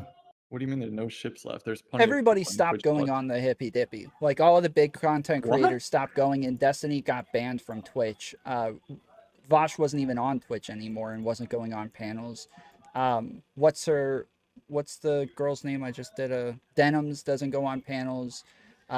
Mike from PA doesn't go on panels. Hassan doesn't go on panels. Like all of the biggest content creators just grew Yeah, off exactly. of them So and stopped going. all he wants is to have bigger people on his panel so he can grow.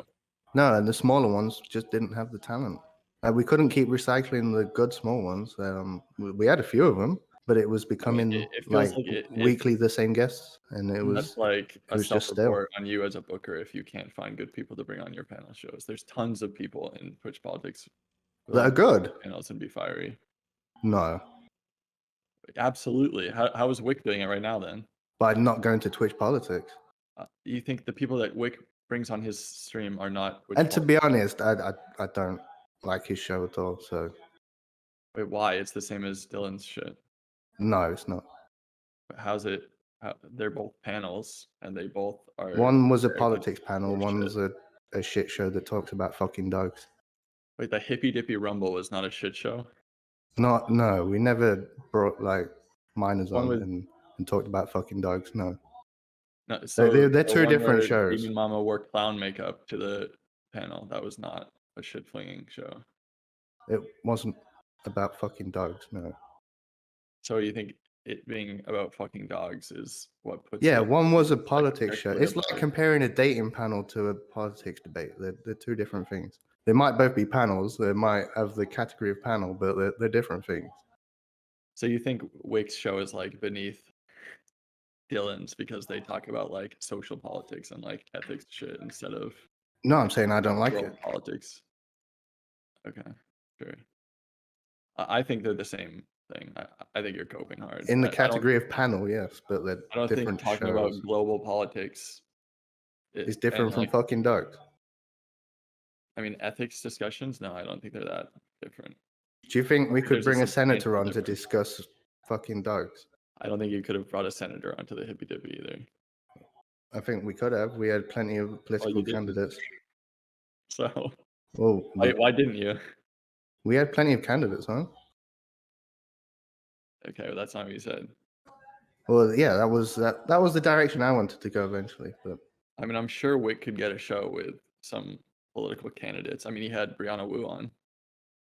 Not if they know about the past of it. That's the whole point. The space was toxic. We had too many weird discussions about incels and rape, and it just got weird. Well, I mean, you also run out of topics to talk about as well, to where you kind of have to get into that stuff because you've run out of. Really, I mean, there's always political things to talk about. Shit's always happening in politics. I mean, didn't you guys circulate the same topics over and over though, Danabo? Yeah, you can only have so many gun debates without them feeling like we've had this before. You might have different people on, but you're still talking about guns. I mean, that's another self-report for the panels. Like, there literally is always something new happening in politics. That's kind of Yeah, there's like a new gun debate, but it's still. You don't have to have a. No, I don't agree. I think there's plenty of shit that you can talk about. I think CTV is somebody else who grew from those panels as well. Yeah, he was at partner stage. Like, where's CTV now?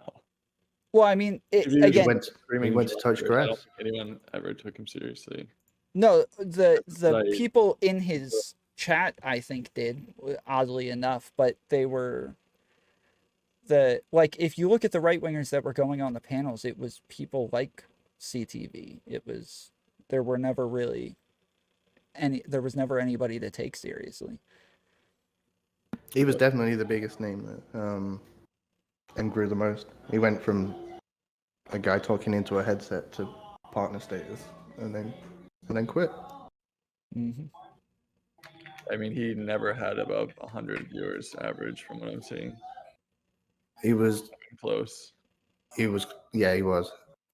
I feel like the last couple months, the last month he hit a few streams with. Yeah, it looks like. I think like January to March, he was getting close to his partner. December 2021, he had 53 average viewers. He bought a new PC and completely fucked up his streaming schedule. January as he was just getting there. 80 average, and then February he went down to 50 again. I don't know. I mean, I think in general, the politics niche is also a very small space. Like, it's not a place that you can easily grow off of, which is why Chud is starting to spread out and do drama on a ton of other spaces now instead of just Twitch politics, because Twitch there's nothing politics left. There's not a whole lot to cover here. I mean, there's plenty of growth potential in Twitch politics, especially for these people who are. I think so. I think if they focus on politics, they've got more opportunity. I mean, that just obviously is not true, right? Like, no, I think you are blowing up off of just covering politics. It's very, very rare. Yeah, but there's a niche there if somebody wants to take it. Somebody like IRI. By IRI, yeah. Yeah, I was about to say IRI, Mike from PA. There's a number of people who just do politics and who do fairly well. Who else? Gremlo's growing in that space. Gremlo, let me see. Kid Not Kin's doing well. I mean, I feel like these people are like. They do a bit of both. I think they need to pick an area and focus on it. But anyway, what's your video about? I've not seen the video. Is it on your channel? What is it? It's just about panels being kind of useless for growth, or other things being way better for growth than panels. Just a little fun video. 50-50, yeah, I don't completely disagree. You can't just go on a panel and expect growth. You've got to have main channel content. You've got to have solo content. No one's going to watch you explode on a panel, then go and watch you reading an article for 2 hours and think. I just want to say, before we get too far off, I just think it's really funny that you're listing like Gremlo and Kid Not Kin as people who are gaining success in politics, when like you were totally shitting on like all this space of streamers a while back and saying that like you're they would have been definite guests on a new Hippy Dippy. They would have been. You said like Destiny wasn't a big streamer. Who? Like Destiny. You said Destiny wasn't a big streamer, but now you're qualifying like Gremlo and Kid Not Kin as people who are finding success. No, they're doing well in this space. I wouldn't say they're successful. Dylan's not successful. We're not there. Okay. Do you think Dylan's successful? Yeah, I mean, he like, wasn't it like a dream of his to like go to another country that's in a war and fucking cover it? I mean, we've had some successes, but we're still hanging on by the tiniest thread. If you have success, wait, what? Hanging on by the tiniest thread? Really? Yeah. Yeah, it Dylan seems is, like his views almost even homeless. went down, didn't they, with the Oh, Ukraine coverage? Ukraine coverage halved his channel. Yeah. That's what I thought. Like I would say that like being able to do that in the first place is kind of a sign of success in the space. Like I don't think many other people could have done that at all. I mean, success for me is having something stable and secure. I mean, I'm How long has Dylan been streaming? Is that not? 3 years. And He's still not stable. Like we're a month out at all times. I mean, I don't know. I can't imagine that he's like. I mean, what's his viewership like these days? I mean, I know it's not Like 300 amazing. to 400 on Twitch. The second channel, YouTube, is actually doing the best. We're at nearly 500,000 for February. You're at nearly 500,000 views for February. Yeah, on his second channel.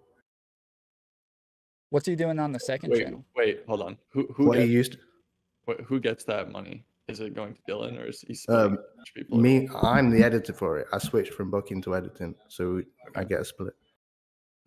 Would you mind saying how much Dylan gets at least, or like? I don't mind at all. 60-40. Dylan 60, me 40. Okay. So like, I would imagine Dylan's pulling like high five figures, like 80,000 a month. Then maybe a little bit less, maybe 60, 70,000 a month. No. Or, sorry, a year, sorry. Oh. I was gonna say, I would say successful is somebody who can make a living off of their channel. Like, I would say they're successful. Yeah, we just need other things to grow. We need like community managers. We need a full-time main editor, and these things. I mean, there are people with millions of subs who do it all on their own. I don't think you need all those things. I think you just need some level of commitment. And also, along that line, I think he is paying people to do these things. I don't know what else he does that's taking up his time to where he's not able to stream and do YouTube. I know like it's a lot to do that, but it is possible. But like if he's still pulling like 60, 70, 80,000 a year, I can't see that as like unsuccessful.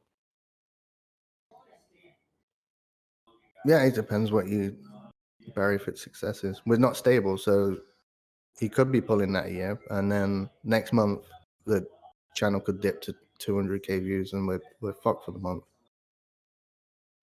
His Twitch subs drop, and yeah, I guess if like some crazy shit happened, but it seems like it's been fine for a few years now. So it was, and then when he went to Ukraine, like he lost all income. yeah, I mean he went to Ukraine, but he's come back and he's still doing fine. It wouldn't have if I wasn't there doing free work, basically. You saved him. You saved Dylan. I mean, Ask DK him, in his yeah. video is saying that Down syndrome Dylan thinks he's better than the space, and that's why he left. No, that's just stupid. That is why he left, yes, or why he tried to leave. No, he said that's that just stupid. I put the clip in the video. He said that the space was holding him back. Yeah, it's holding everyone back. Okay, so you agree then? That the space is holding us back. I mean, if you go around and you're talking about how like the things that you guys talk about are like that stuff's disgusting. I can't be talking about that kind of stuff. Like you think no, it's holding the space back. It's not about being above. It's about we need to get sponsorships. We need to get brands on board, and we can't do that when, hey, Blue Microphones, would you like to sponsor this dog fucking panel? Okay, when I think holding you back, I think like Dylan's trying to climb this ladder. I mean, he used this analogy, climbing the ladder, when he was talking about it. He's yeah, and this is what we mean, like getting brands and sponsorships and was like beneath him on the ladder, pulling him back down. No, it's talking about having a safe brand. Oh, I mean, yes, you're just like hoping hard as fuck, but well, I don't know how you can. I think it's cope if you think a big sponsor is going to come and sponsor your dog fucking panel. Maybe if it was, I don't know, pet food. I don't know. Yeah, I mean, not every one of Wick's panels are about dog fucking. Some of them are about like pretty reasonable topics. But having that associated with your brand, it's already too late. I don't think so. I think you can get plenty of money off of sponsors. Do you really think like Ridge Wallet gives a fuck if you did a panel about dog fucking a year ago? Is it worth the risk? For them, it seems to be. I mean, like these like Raycon and Ridge Wallet and like My Pillow or whatever the fuck, like they sponsor like rapists and shit. Like I'm pretty sure that they don't give a fuck. Oh, yeah. We might get My Pillow sponsorships. Yeah. Isn't Ridge Wallet the CEO's Lav's fiance? Lav's fiance Connor McDonald is the CMO of the Ridge, the people who make Ridge Wallet. Yeah, I believe. You might want to like Google it and double check or something, but we got sick in the chat. I think he's the expert.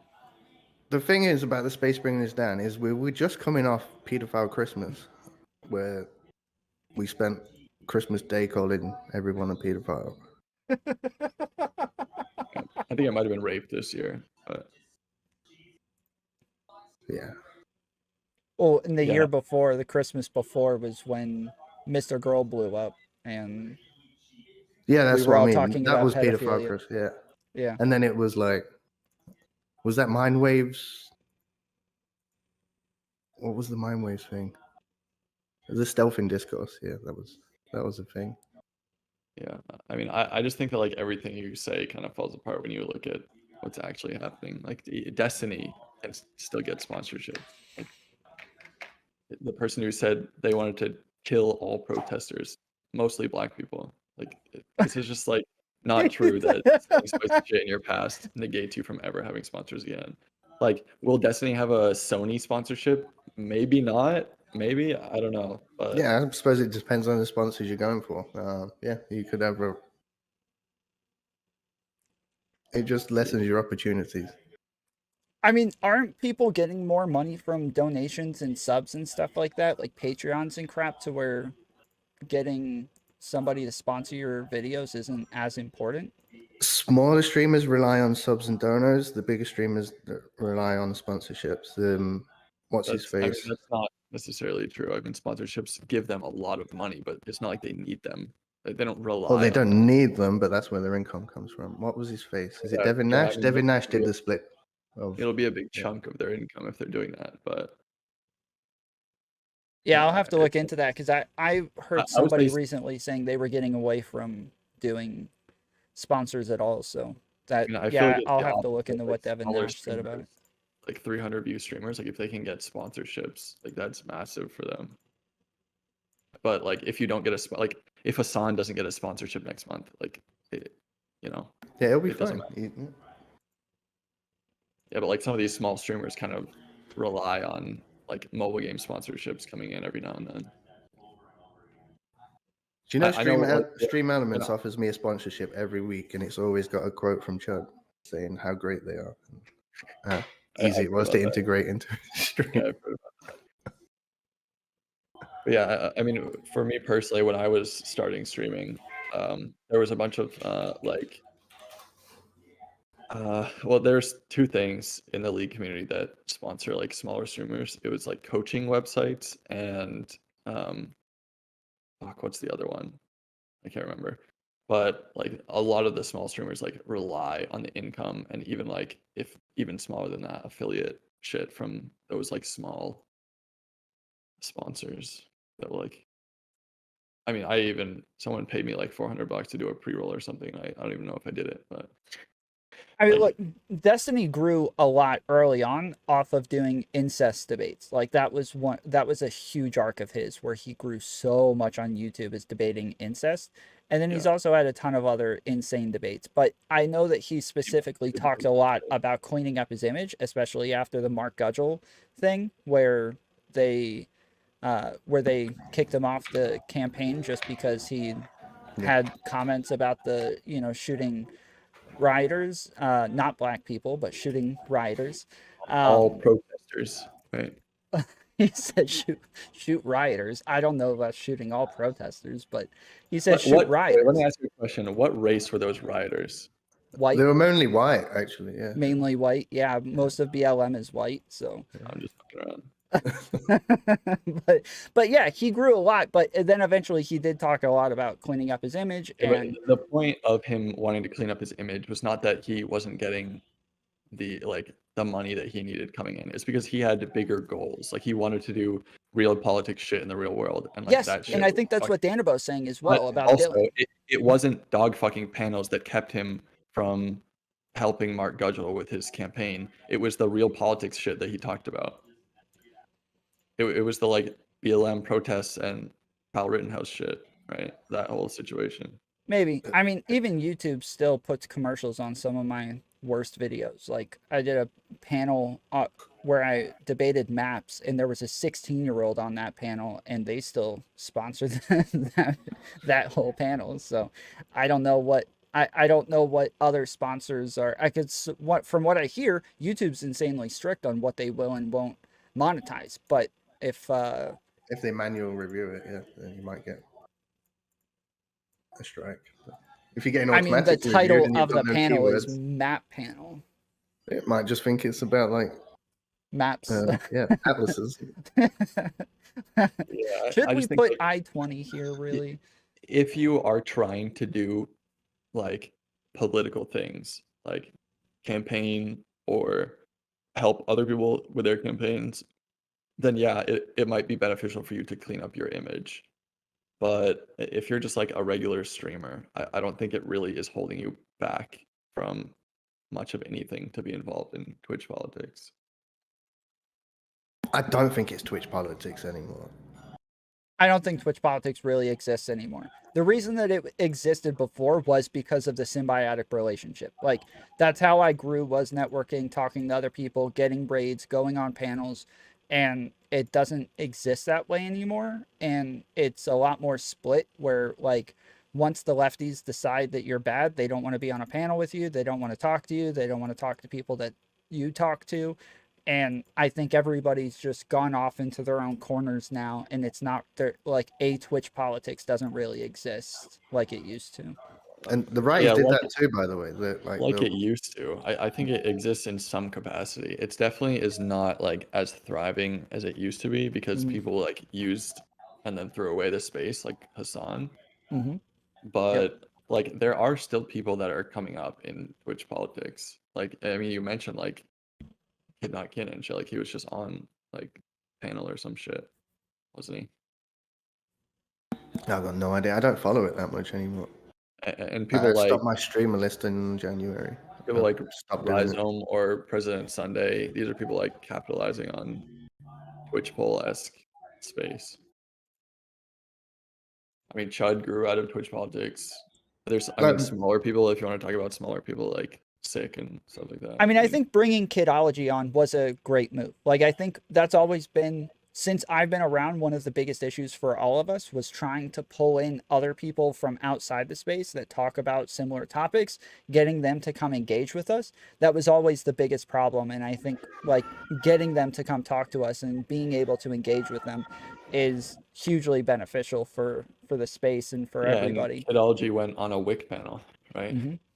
So like, it's not it. I mean, obviously, having a dog fucker panel is not cutting off your ability to bring other people into the space, right? Yeah, it just depends on the kind of people you want. I mean, you think Kidology is like some kind of rancid bitch who is like down with dog fucking panels and shit like that? I think she's like no, it just depends on the direction you want to take. I mean, Danabo's main point was that it was going to be harder to get sponsors. Do you think it's going to be harder to get sponsors, DK, with topics like having sex with dogs? I mean, on that particular panel, yeah, probably. But like, of the sponsors that I can think of that generally work in these spaces, I don't think it really has turned out that it's more difficult to get them. No. Okay. I mean, like I've real never had any sponsorships, not like Stream Elements offers you to sell HelloFresh. I mean, like sure, like what real sponsors are people like a brand contacting you to actually do a full sponsorship, not like an affiliate link. And I don't think we're getting them at all. I can't remember the last offer we had. I mean, Chud just did a mobile game sponsor or some shit. Is that one of those like download codes, get so many, blah blah? Yeah. Yeah, I mean like a sponsorship where they just pay you to run an ad and that's it, and I mean, that you doesn't get your happen. money. No one It- gets that. That's not a thing. It does. Like one of No. our first sponsorships was it NordVPN? Oh, And they for just paid you YouTube, outright. to do a pre-roll? Yeah, yeah. Sure, but like, yeah, all these things do that. Like mobile games, like Raid Shadow Legends, you can do a pre-roll on YouTube, but on Twitch they do you don't just do like the show it once, because that would be retarded, because you're not gonna have like 20,000 person turnover on a, like if you play it once on a stream. Like they want people to play it for an hour and then have people download it or some shit. Where do the YouTube sponsors contact you? Emails Just your business email on the YouTube page? generally, or on Twitter or wherever. Like these people are paid to go and find people to sponsor. I'm asking you because you've got more experience. I've been editing Dylan's channel for 5 months. I've got no idea. Yeah, I mean, mainly it's been through just a business email on the videos, especially like in the descriptions and stuff. We've had some emails like, we watched this video, blah blah blah. I mean, I still get Be emails interested. about sponsorships for streamers that I don't even work with anymore. Send them my way, man. Yeah, sure, buddy. Thanks, man. Appreciate it. You want an Overwolf sponsorship? I'd love to, bro. I love playing Minecraft Forge. I can't Yeah. hear him at all. Crank him up. I got you cranked to 200. Dingo, turn your mic up. I got you. There you Yeah, go. but I mean, I don't think that Danabo has demonstrated that this space is holding anyone back from like making a living. I think it will only hold you back if you have like some grand plans. Who's to- making a living? Chud's making a living. But he's How- stepping out of the space though. Like he's doing He's- more and more he's stuff on Twitch Miskiff drama. and yes, and he's doing, Yeah, but like he even said most of today he his- doesn't really do Most of his politics big anymore. drama is Twitch poll drama. It's like Mr. Girl, Destiny. Is it? I Wow. thought he was getting more views off the Miskiff stuff and off the like. No, not even close. Hmm. One lab video is like 4 Miskiff videos. So out of the 400 people on my tier list, how many people are making a living? I mean, I don't give a fuck about the ratio. I'm just saying that lots of people can. I mean, you could say When you that say about lots, what footballers. percent is it? Huh? When you say lots, what percentage? It's like 0.5%. Sure. I mean, are you And making that's- the argument that like it's hard to be a streamer? The space I'm not isn't gonna growing. do it.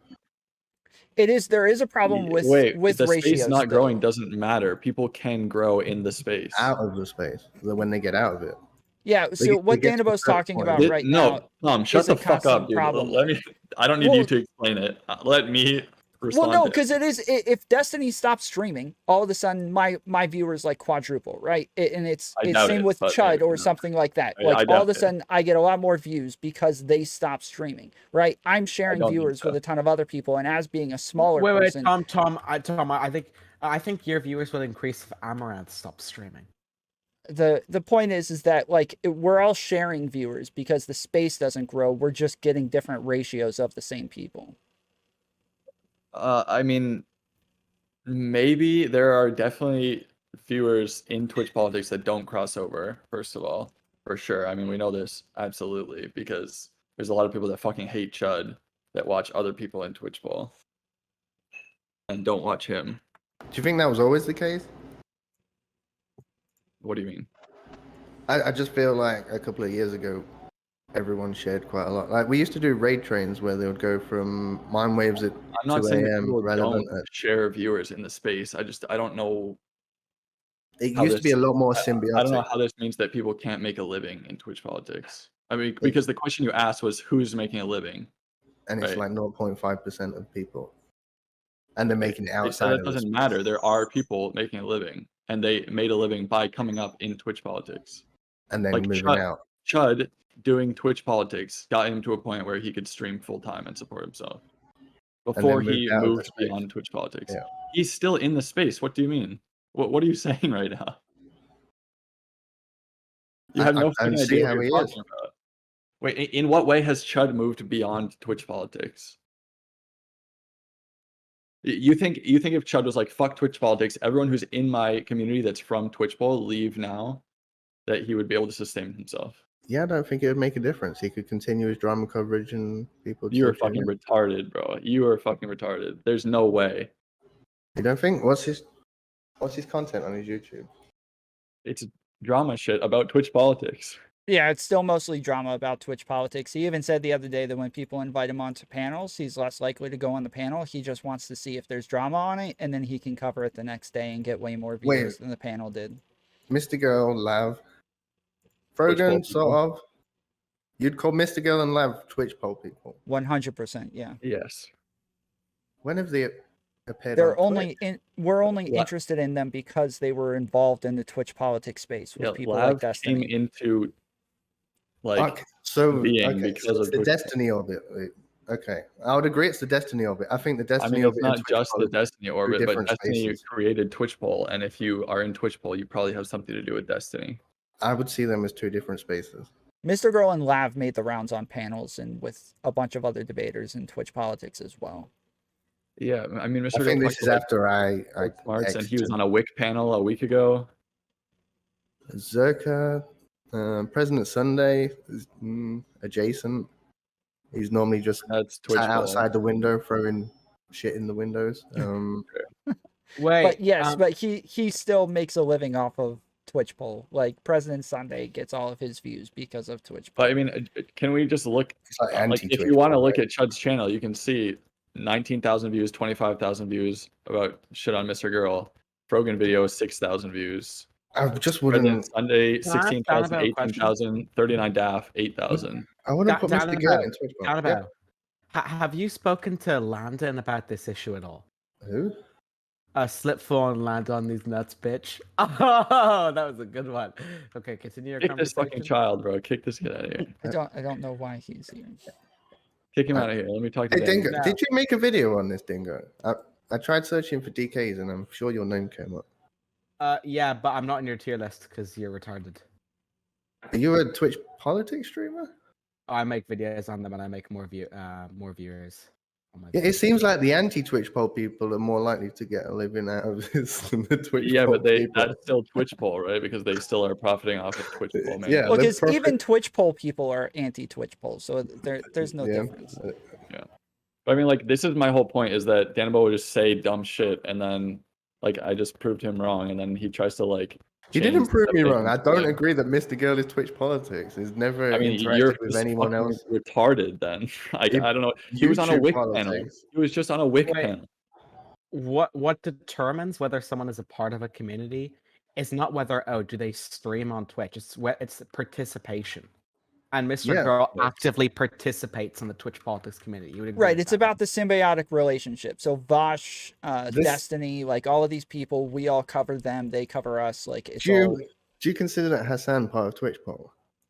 I mean, Hassan he was doesn't interact with but it doesn't interact with the Twitch politics community anymore. Yeah, not. Yeah, I don't consider Hassan. I just want to get where your limit is. So Hassan's not, even though we talk about him all the time and cover him. But he doesn't. Yeah, but it's he doesn't mutual. talk about us. Yeah, I mean, IRI talks about fucking like senators all the time, but that doesn't mean they're part of Twitch politics. It's if that person interacts with Twitch politics. And he still talks about Destiny. He still covers Destiny stuff. Not really. IRI does? No. No, Hassan. Oh, okay. Barely. Only when only when he absolutely has to. He absolutely hates Hassan, like basically ever talks about it. He might like allude to Destiny once in a while, but he's not like having streams talking about Destiny's recent takes. Yeah, Hassan will talk about Destiny once every 20 times Destiny talks about Hassan. Maybe it's just me purity testing because I don't think these are politics people. And I don't think they've ever seriously discussed politics. Yeah, I mean, you're welcome. Wait, do you think? Yeah, that's what Twitch politics is. You think Chud is not Twitch politics?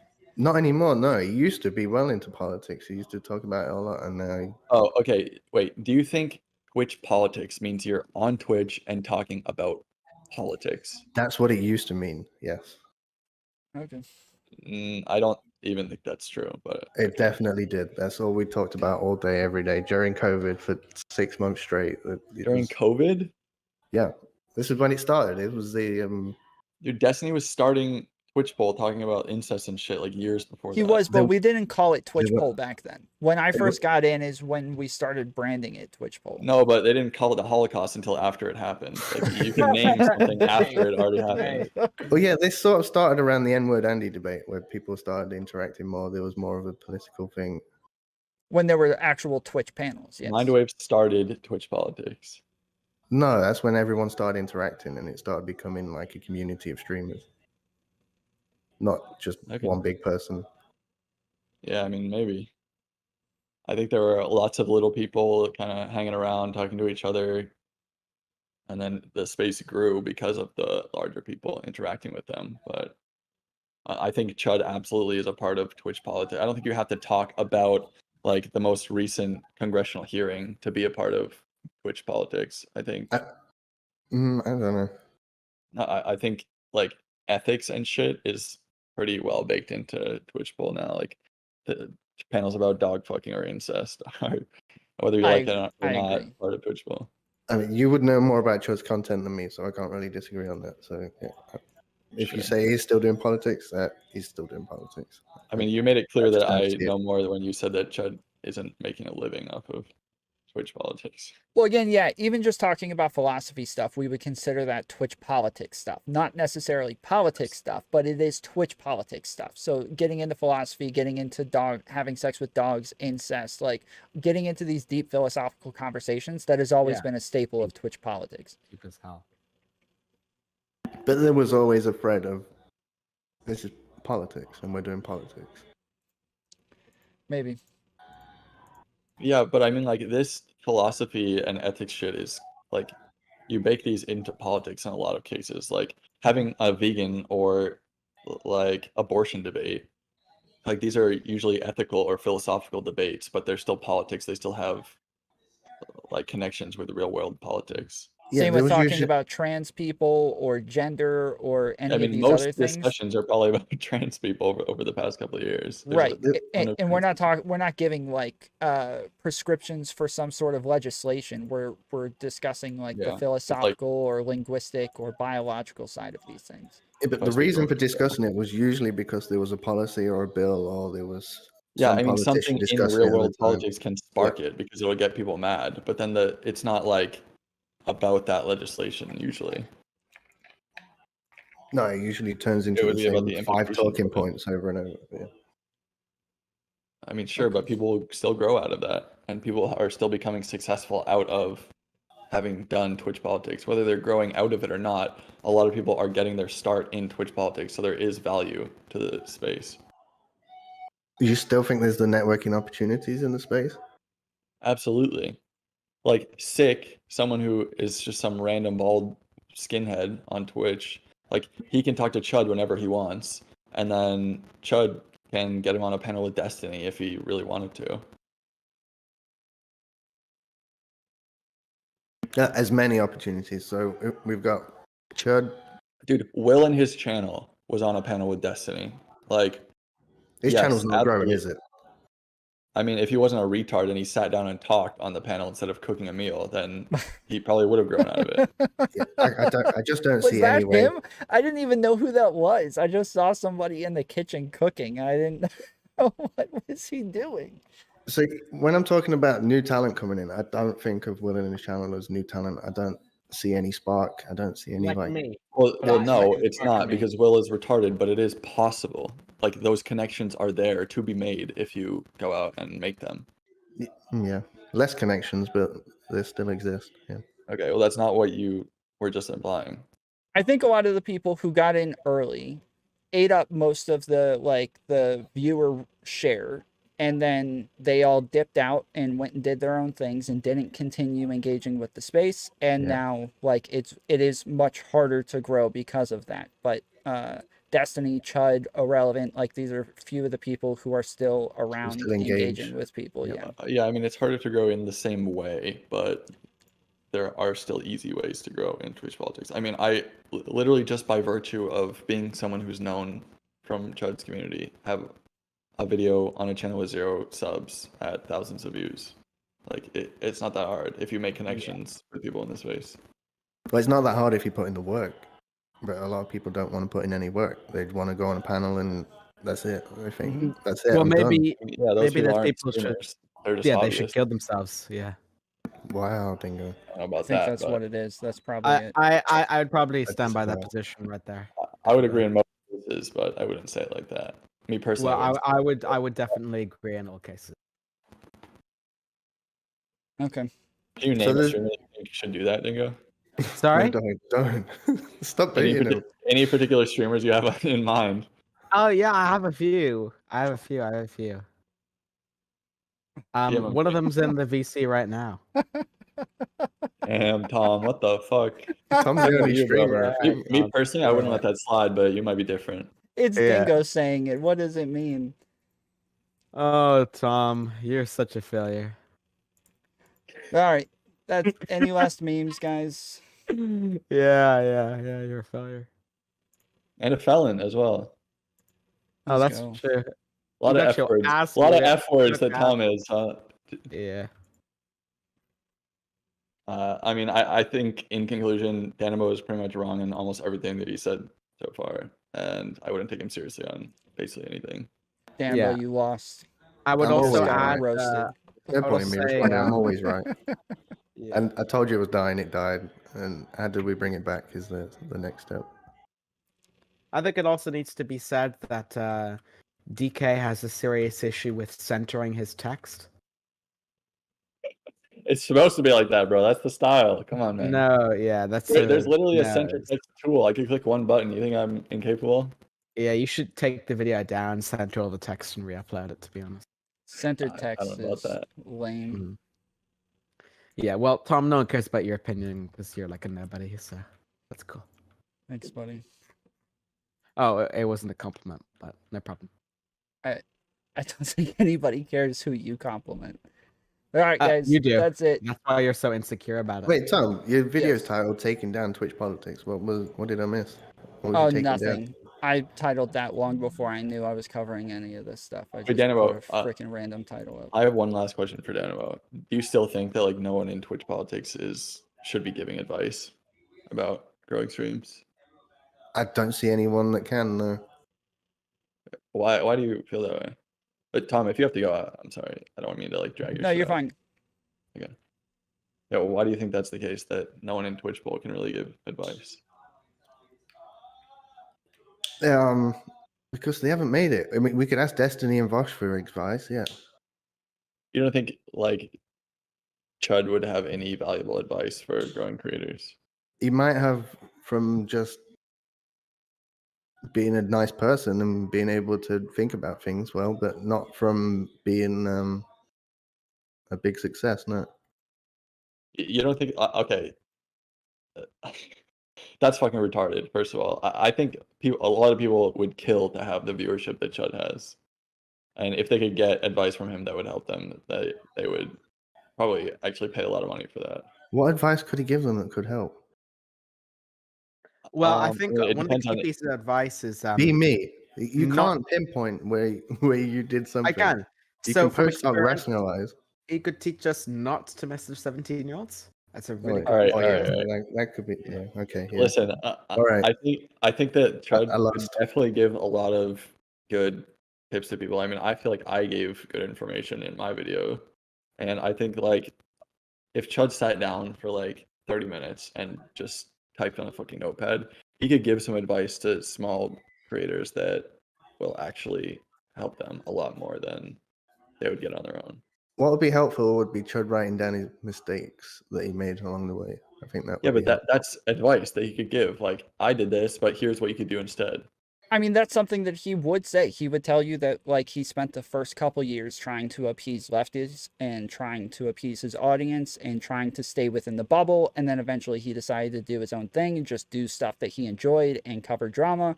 And then he started growing and growing a lot quicker than he was before that. Like, in the short amount of time that he started doing drama, he's grown fairly quickly. So I would say he probably has. But what do you have got there without doing that first? Without appeasing the lefties, Yeah, I have no idea. exactly. You can't rationalize this. He can't like go back in time. Yeah, but and you say, can't say that he wouldn't.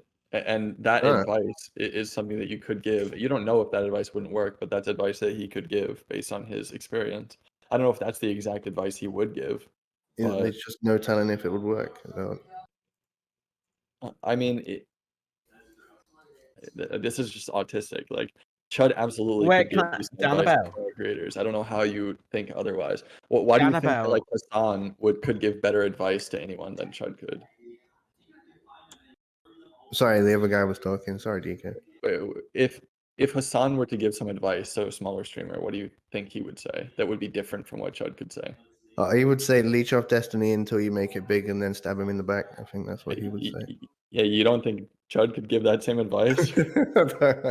Not from a place of personal experience. Well, I don't know. No, I don't think. I mean, he's seen it happen time and time again because he's been in the space. I think just being in the space where these things are happening can give you a pretty good idea of. A lot of people have stabbed Yes, you Destiny in the back and still not made it.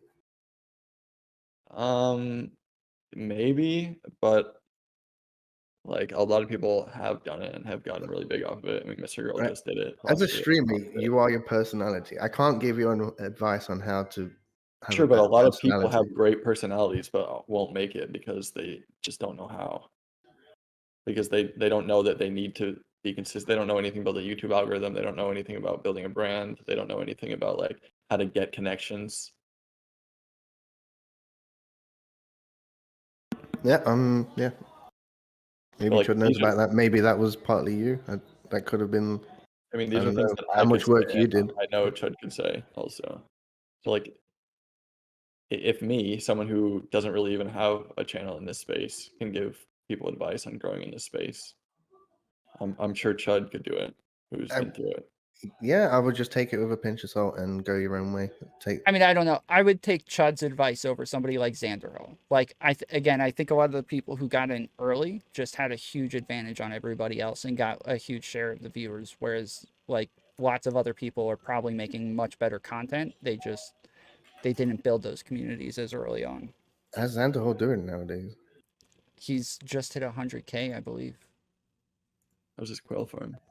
No, but I just have a problem with It's you, a like, quail farm. very, like, solid stance on no one in Twitch Bowl should be giving advice. Because they haven't made it. Give advice based on your level. Tell them this is where I am and this is where it may get you, but you're not going to make them a 10K Yeah, Andy I don't think with that's you. happening, and that's not what you were talking about. I don't think what you were saying back then was that people who have 200 viewers are telling other people how they can get 10,000 viewers. I can give you an advice on how to be a small streamer. That's very nice. Yeah, but a lot of people would kill to be a small streamer. Would To they? have like They're 200 or 300 stupid. They should viewers, work at yes, McDonald's. absolutely. They should work at McDonald's and get health insurance. I mean, you can say that, but like a lot of people would rather fucking die than work at McDonald's. Well, A they're lot of going people to, would 'cause kill they to won't have stay health home all insurance. day and then do things that you enjoy doing for a living. Well, they're going to die because they don't have health insurance. I mean, you can pay for health insurance. These as a people streamer. can't do their taxes. No way they're not paying into Chud can Social pay Security. for They're it. not. Bro, Chud can pay for an accountant and health insurance. I don't know why you're Well, saying Chud's in the UK. He's got health insurance. He's got national yeah, health but insurance. He's even if you fine. lived in the US, like I can afford health insurance. On what? On 2K a month? You could afford? No way. Self-employed. I couldn't afford health insurance off of the money that Chud's channel makes. No freaking way. Wait, for one person or a family? What are you doing? I mean, for one person, yeah. Okay, so there's I'm no like, there's no family. There's no kids. no, Okay. but I don't think a lot of No the responsibilities. streamers are. What do you mean, no responsibilities? I mean, there are responsibilities other than having children. But you're talking about people that have no responsibilities other than themselves. I mean, not necessarily, but like, Would what you I'm give this saying is that advice you to can- someone that's got a child? Be a streamer, and I could tell you how to get 200 views and barely make it. I mean, this like trap that you're trying to set is like so fucking weaselly. It's not a trap. unbelievable.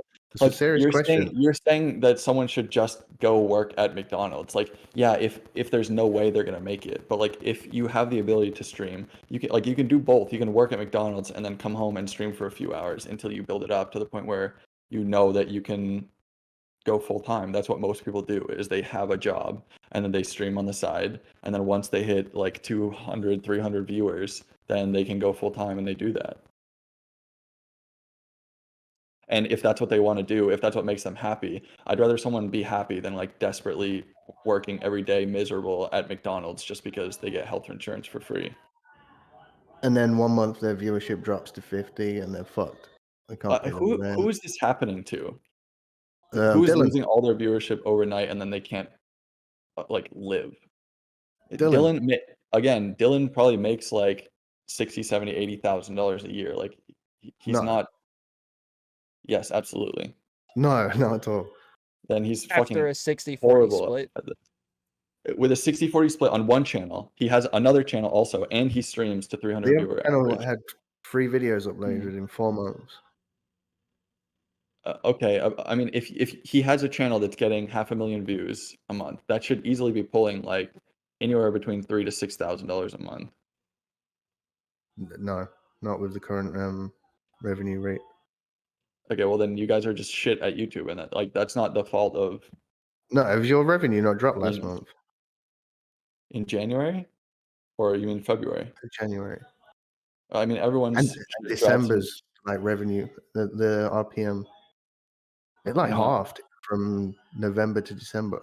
I mean, not that we got more viewership, but about the same amount of money from the clicks. I mean, December thing, like CPMs go up. This is deep into down. statistic. Ours went down in December. Well, then you guys are doing something wrong. Like, there's a difference between because this is advice that Chud could probably give you actually. Well, I mean, I could definitely give you. I mean, Chud knows a decent amount about this stuff also.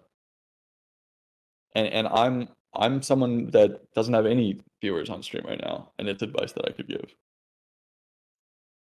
So did you help somebody else build a YouTube channel before Chud as well? Yeah. I mean, that's what I built a career on doing, is helping people build YouTube channels, basically. So, I mean, you could say that maybe I'm an outlier, but I know for a fact that Chud knows a decent amount about CPMs and what months they go up and down. Like, he's been doing it, he's seen it. Do you think the average streamer does? Average streamer? What do you mean average streamer? Even like the average big streamer, do you think they follow their YouTube analytics, or do you think their editor does? I think they probably have a decent idea of where their money's coming in. And then, I mean, that's also advice that you could give. Like, if you have thousands of viewers and you don't know this stuff and you don't care to know this stuff, they could say, like, talk to someone who does know about it and then direct you to people that know things. Like, people have been sent my way by Chud so that I can answer questions for them and help them out.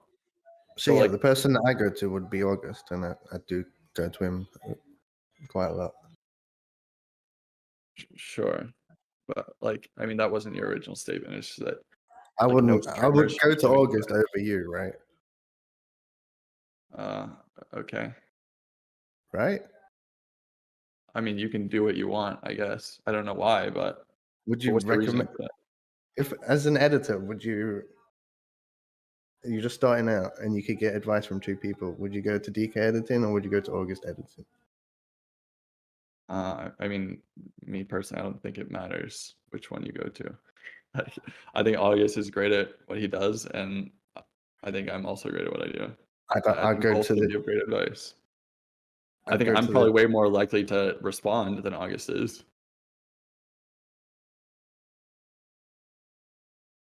Yeah, I'd go to the more successful one. Okay, I mean, with the better experience. So. I mean, August started on a successful channel, though. Like, yeah, I mean, he's not. I'm not downplaying August at all, but he started on a channel that was. Yeah, I mean, I love August, but like you know nothing about either of us, so I don't know how you could even make that qualification. Like you don't know what I've done in the past, and you don't know what August has done in the past. I mean, I kind of do. I don't want to get into that, but yeah. Sure. I mean, I have a channel on my own that's bigger than all the people that you've worked with. Yeah. I don't know why you're differentiating between August or me. Listen, I feel don't want to like get you're into just trying- mudslinging about your previous channel. But yeah. Do you want I to? would We can rather talk go to about it if you August. want to talk about it. I would rather go to the guy with the bigger channel that's a success than the small channel that's not really a success. Oh, so you think Destiny's a success now? Because before you said that he wasn't a success. On YouTube, definitely. I mean, you said that Destiny is not a big streamer. There's a difference between being a YouTube content creator with like 200,000 views on your YouTube videos than being a successful streamer, right? These are two different things, right? These are two different content avenues. Okay. I mean, we were talking about streaming. Yeah, This whole and one conversation is like about streaming. one is producing videos, and one is streaming. Like hit and go live is different from releasing an edited video. Sure. And again, we were talking about who can give advice on growing as a streamer. I was talking for some about reason me you going brought to up edit. some weird jab about August and me. Just who's the more successful person? Who would you go to?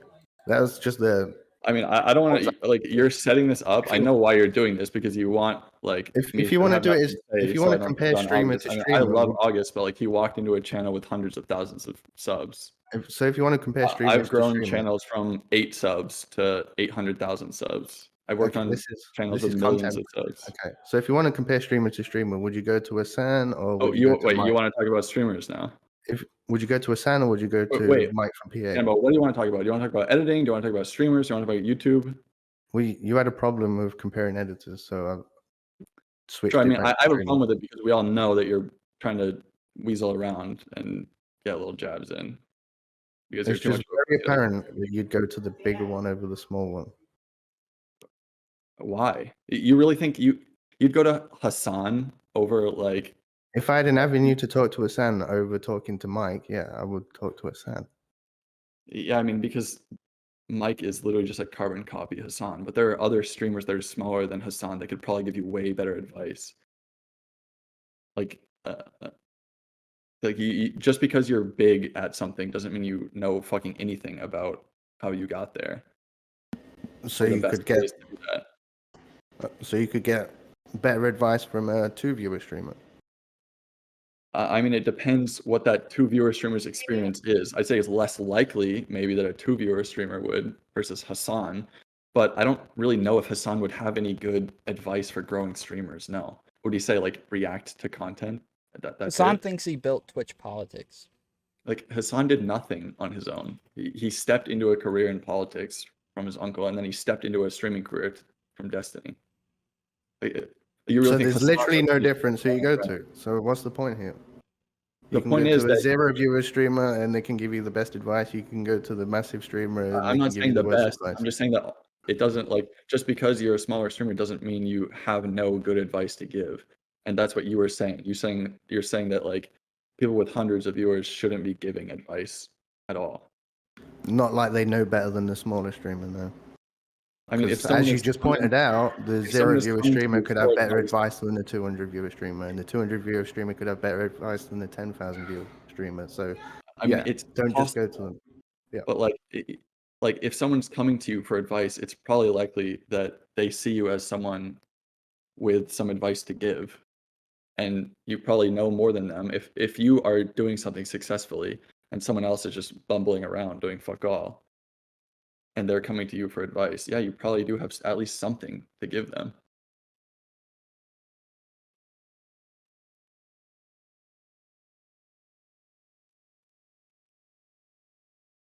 Do you disagree with this? No, I'm good. The 0-viewer could have the best advice. The 200 one could. The 10K one. You can characterize this however you want, but like I just gave a pretty coherent explanation to you. And here's a question. So, because you have totally fumbled this one, you said on Twitter also that you spend your free time trying to boost and help promote smaller streamers. It's like, as a fucking no one yourself, why do you think you're qualified to do this when you're saying that people like Chud with hundreds and hundreds of viewers can't do it? Because I don't just talk about it, I make actions and do it. And Chud doesn't? I've got no idea. Wait, when you say make actions and do it, what are you talking about? I put these things into action and connect people and help them out. Yeah, who have you like helped grow? A ton of people. A ton of people. Like who? Like Tom right here. Tom with 25 viewers on YouTube right now. It's not my fault he got banned from Twitch, all right? Yeah, before I got banned, it was a different story. I mean, I'm just saying, like, no hate to Tom. Like, Tom, I mean, you seem like a nice guy, but I mean, Tom is not the pinnacle of success that I would be pointing to if I were to say, like, I've helped people grow. Like, I can list people with hundreds of thousands of YouTube subs as people that I've helped grow from nothing into YouTubers. Yeah, I generally just help people start out and they can go their own way. Like setting up OBS, setting up their Discord, setting up their bots. Yeah, I mean, like a retarded AI could do this. Well, no, because they have difficulty getting these things set up. Like, it's not that easy for everyone. So you agree with my earlier point that, like, some of these bumbling retards could get pretty good advice from streamers with like 800 viewers or something. Or 0 viewers.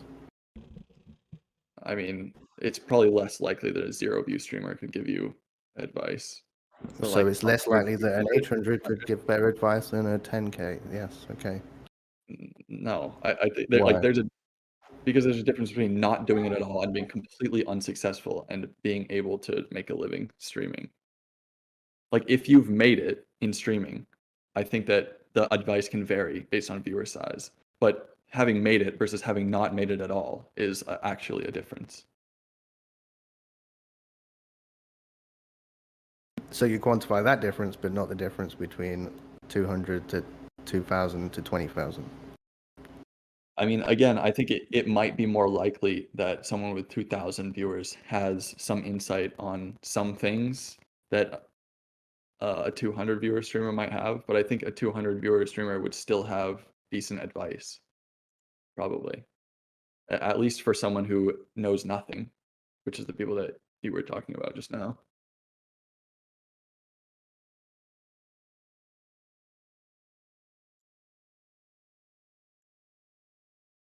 I don't think you disagree with me. I just don't think you like me, and that's it. I mean, the points that you're making are astonishingly stupid. Like, you can say that, but like you've not really backed up anything that you've said so far. Well, I don't need to. You backed it up. He's saying, so DK, let me ask you then. If he says that it's more likely, the bigger that the channel, or the bigger they've grown the channel, the more likely they are to be able to give good advice. Do you disagree with that? No, not necessarily. Okay. And Danabo, is that your overall point? Well, it's not, because I have the point written down that he made at the time. He said, stop giving advice to people. None of you should be giving advice. If there's anybody I'm going to take advice on, it's not any of you 100 or 200 viewer streamers. So he's saying, like, if you have 100 or 200 viewer streamers, you shouldn't be giving advice because no one should take advice from you. But I'm pretty sure we agreed that they do have good advice for people who are just starting out or don't know what they're doing at all. Dude, I could literally tell you all the things not to do. That's why you think that you're qualified to give people advice, because they know nothing and you've been in the space. And you're a fucking no one. You don't have any viewers. I mean, which is more likely, again. You tried to start a YouTube channel and it fucking flopped. Who did? You. Didn't you have the monkey bullshit clips channel? That was for streamers to watch on stream. That was not me trying to get views. That was giving streamers content to watch once a week. I mean, that doesn't... I mean, you should be growing something out of that, right? Like, I was helping people connect because I think this place is symbiotic. If you're making videos and having streamers watch them, like, Chud watched one of my videos on his stream and it has 2,500 views. It's like, why is like you're getting no success off of your videos? So why do you think you can give advice, but like people who have made it and are streaming can't give advice? I don't think anyone should be taking advice from me. I mean, okay. Then why are you out here like desperately trying to give people advice and helping people out? I'm not. If they want help, I'll give them help. I'm not desperately trying to give advice. If you want to help setting up your OBS, I can help you. I'm a computer tech. I can help you do Sure, it. and if you need help on how to start a stream, I mean, Chud could probably help with that.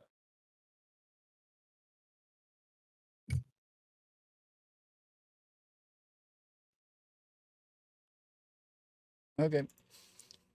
Well, I I He don't know could help how you start a say that ChudLogic stream, yeah.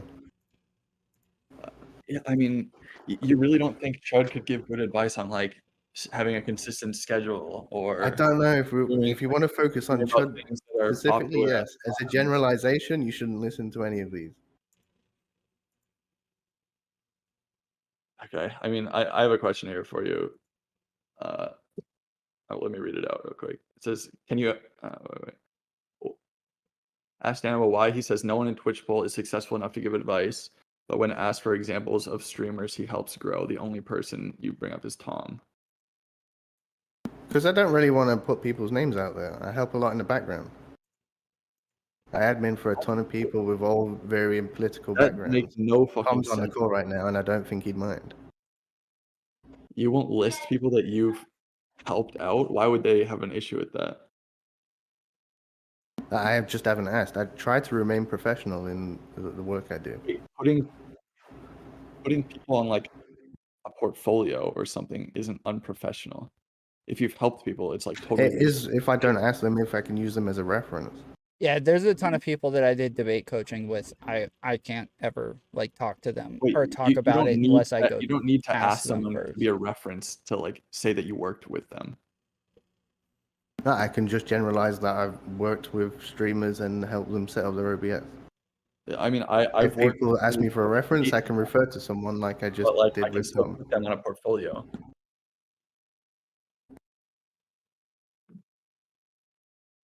It's just like no. I mean, I don't agree with the idea that like if you help someone out, they wouldn't want you talking about it or like you're not able to. We can talk about Dylan if you like. I was there from the very start. But you're just talking about how Dylan's failing. He did when he went to Ukraine. The channel like halved. I mean, you were a part of his crew, weren't you? I was You've been booking with Hippy Dylan Dippy. for years now. Yeah, I was booking Hippy Dippy.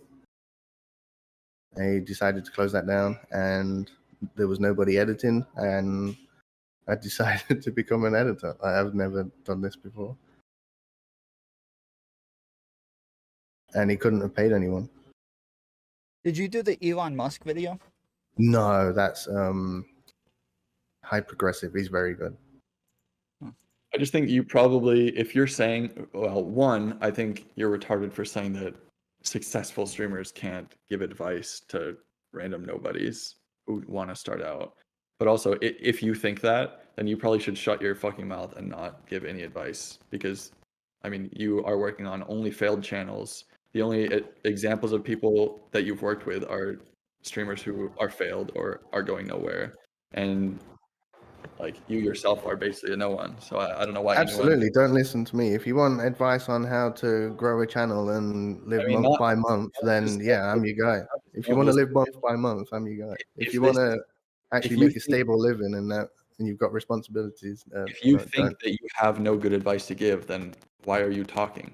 Take my professional advice as a person with a job and get a job. But again, like, why are you out here giving advice if you think that your advice is worthless? I just explained.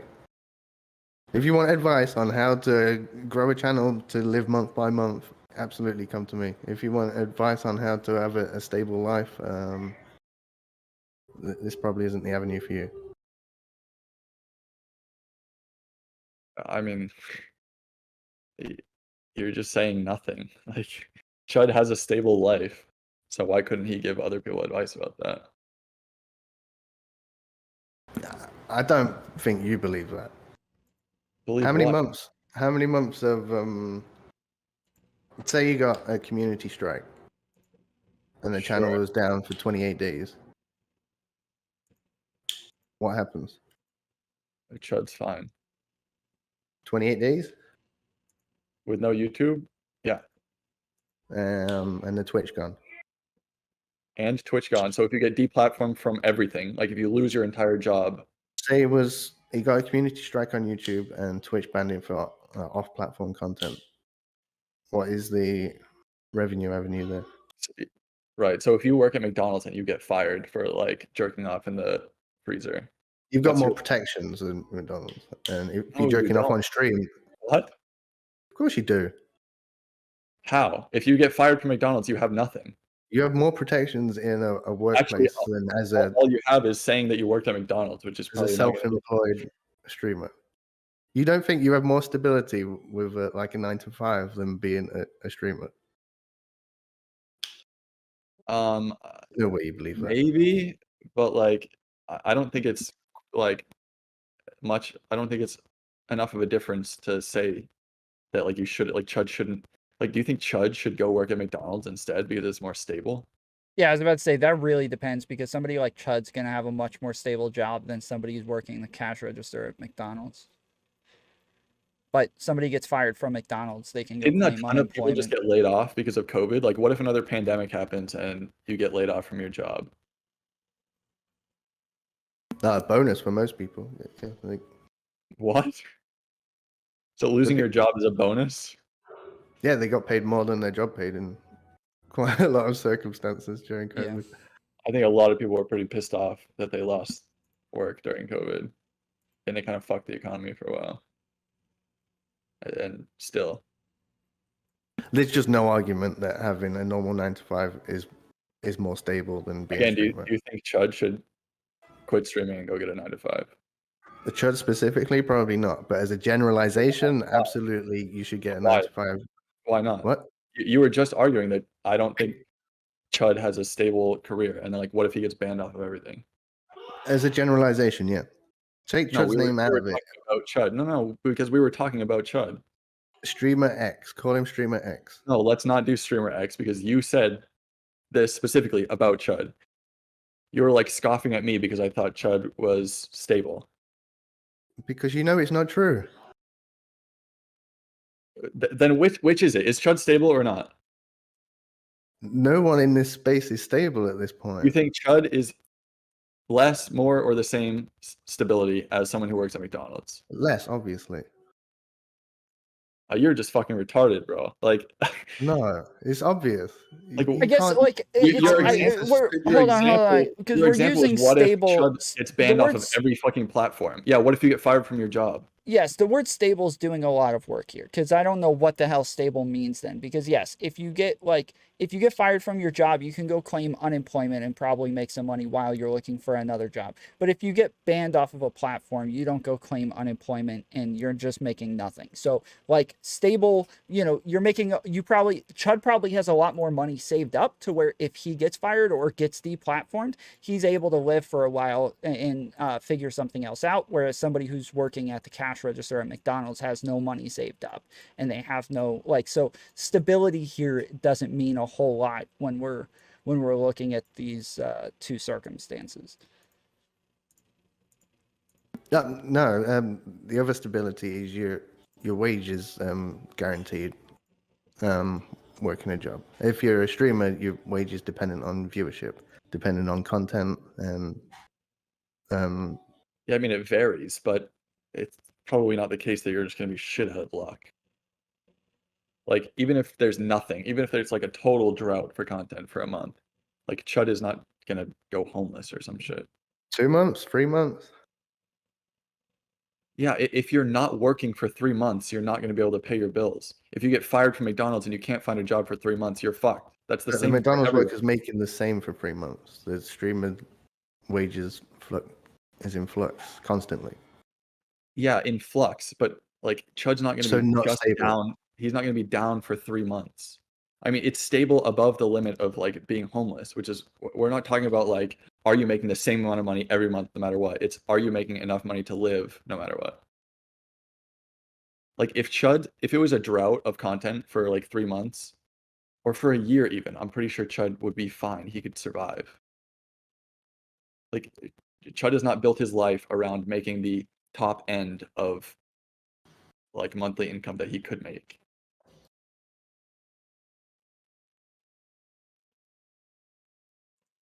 Maybe in Chud's case, I don't know his financials, but as a generalization, Right, streamers but you should not like rely to on it. speculate on that. You like to speculate on Chud's finances a lot.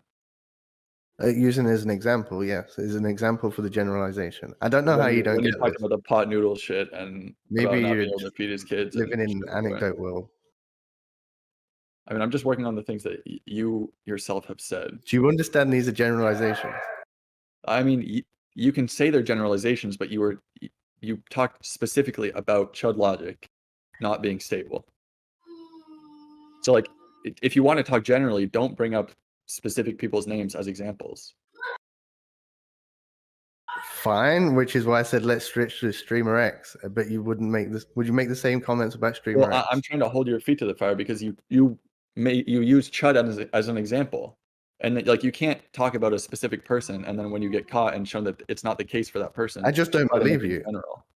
You don't believe me that Chud For has a 12 stable months streaming of no career. content as a content creator. If he's not posting at all, I'm saying if there was like a drought of content and he's just like, let's say there's literally no drama whatsoever. Somehow, even though drama is always happening everywhere and he could cover any sort of drama, somehow drama ceases to exist one day and Chud just has to go on stream and talk to his audience about random shit. He has a core audience of people that probably could sustain him enough while he builds some other kind of audience out of it.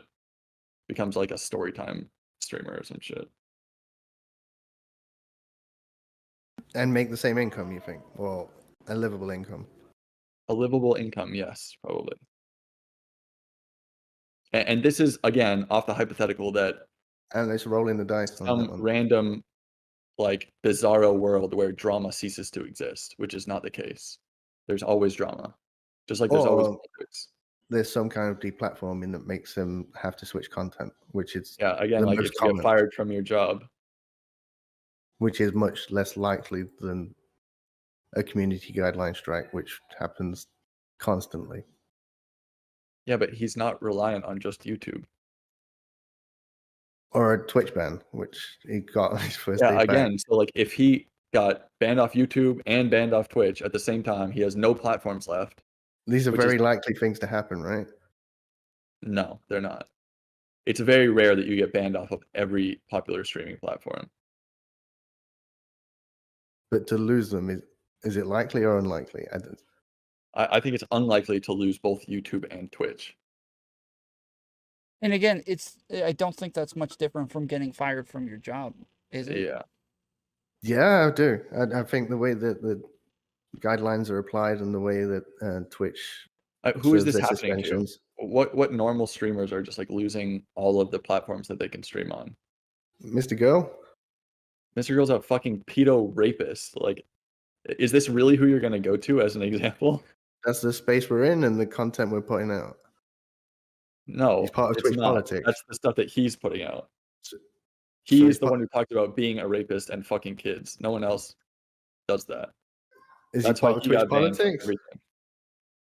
Yes, people talk about him, but Chud's not out here talking about fucking kids.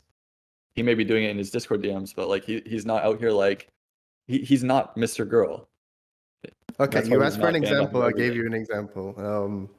You gave me one like hyper extreme example. Like, yeah, Nick Fuentes can't stream on Twitch or YouTube, but like even Destiny, who says some crazy shit, still has YouTube to stream on and is Destiny got our channel gave us a strike. Say again? YouTube channel. Destiny gave us a strike. Destiny gave your channel a YouTube strike. Yeah. Because he reviewed him while he was banned? Okay, don't care. First of all, don't care. Also, Destiny had a debate with Sneeko. This have to do with what you're saying. Dylan covered the Sneeko debate. We got the strike. Destiny didn't. I mean, that sucks for you guys, I guess. It's just how common this is. We've had, I think, 4 since this channel started. Oh, that's what I said. Yet you're 5 still on you're still on YouTube. And Dylan's still on Twitch, huh? Yeah, and it's So again, who other than it's a like roll of a dice. extreme like alt-righters or pedophiles are deplatformed off both YouTube and Twitch? See, when you get that strike for 7 days and you're just making a living, and you lose a week's worth of income. So again, who is not an alt-righter or pedophile that is banned from both YouTube and Twitch? Let me have a look. Okay. Like I like, because you can't think of one, I'm gonna go ahead and just say it probably is not that common. How many strikes have you had? None. I don't believe that. I mean, Chud recently got mass reported and got a warning that got overturned. In the past 6 months, I'm guessing. In the past 2 years, we've had no strikes before, like a few days ago when that happened. Did you have the appeal rejected, or? No, the first one went through. It got approved. You don't find that scary at all? I mean, it's a little bit scary, but Chud still has Twitch.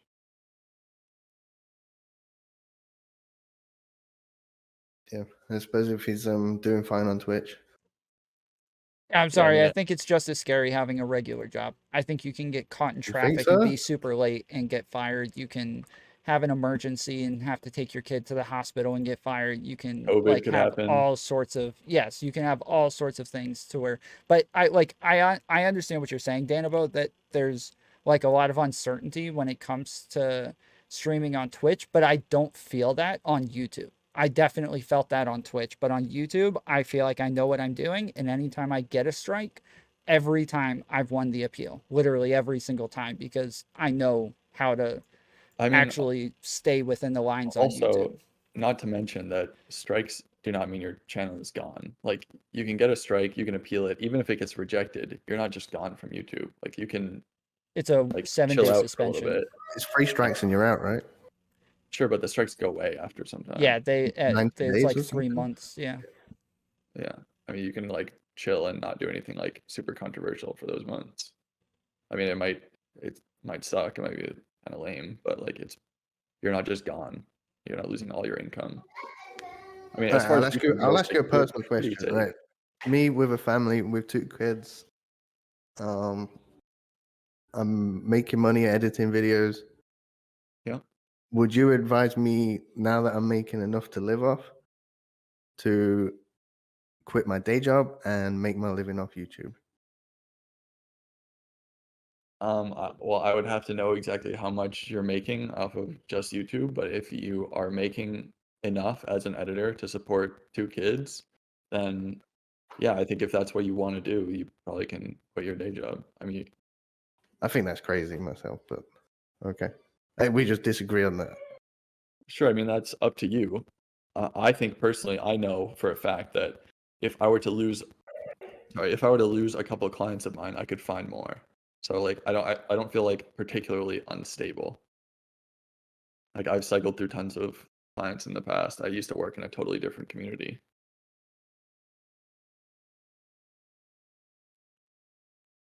And like there Another are serious editing- question: do you think the editor's safer than the content creator?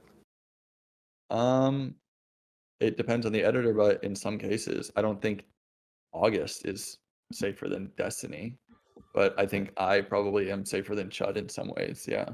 Because I don't work only with Chud. I work with big companies that can't just randomly fire me. And you've got a portfolio, you can get a new job. Sure. Right? Whereas they're Sure, fucked yeah. if they lose their channel. Well, if they lose all platforms, they're probably fucked, yeah. Or their main money-making platform. Right. I mean, if Chud, I mean, again, this is like an issue with the streamer, and probably advice that Chud could give you, that you don't want to put all your eggs in one basket. Like, if Chud lost Twitch, that would probably be a big blow to his income.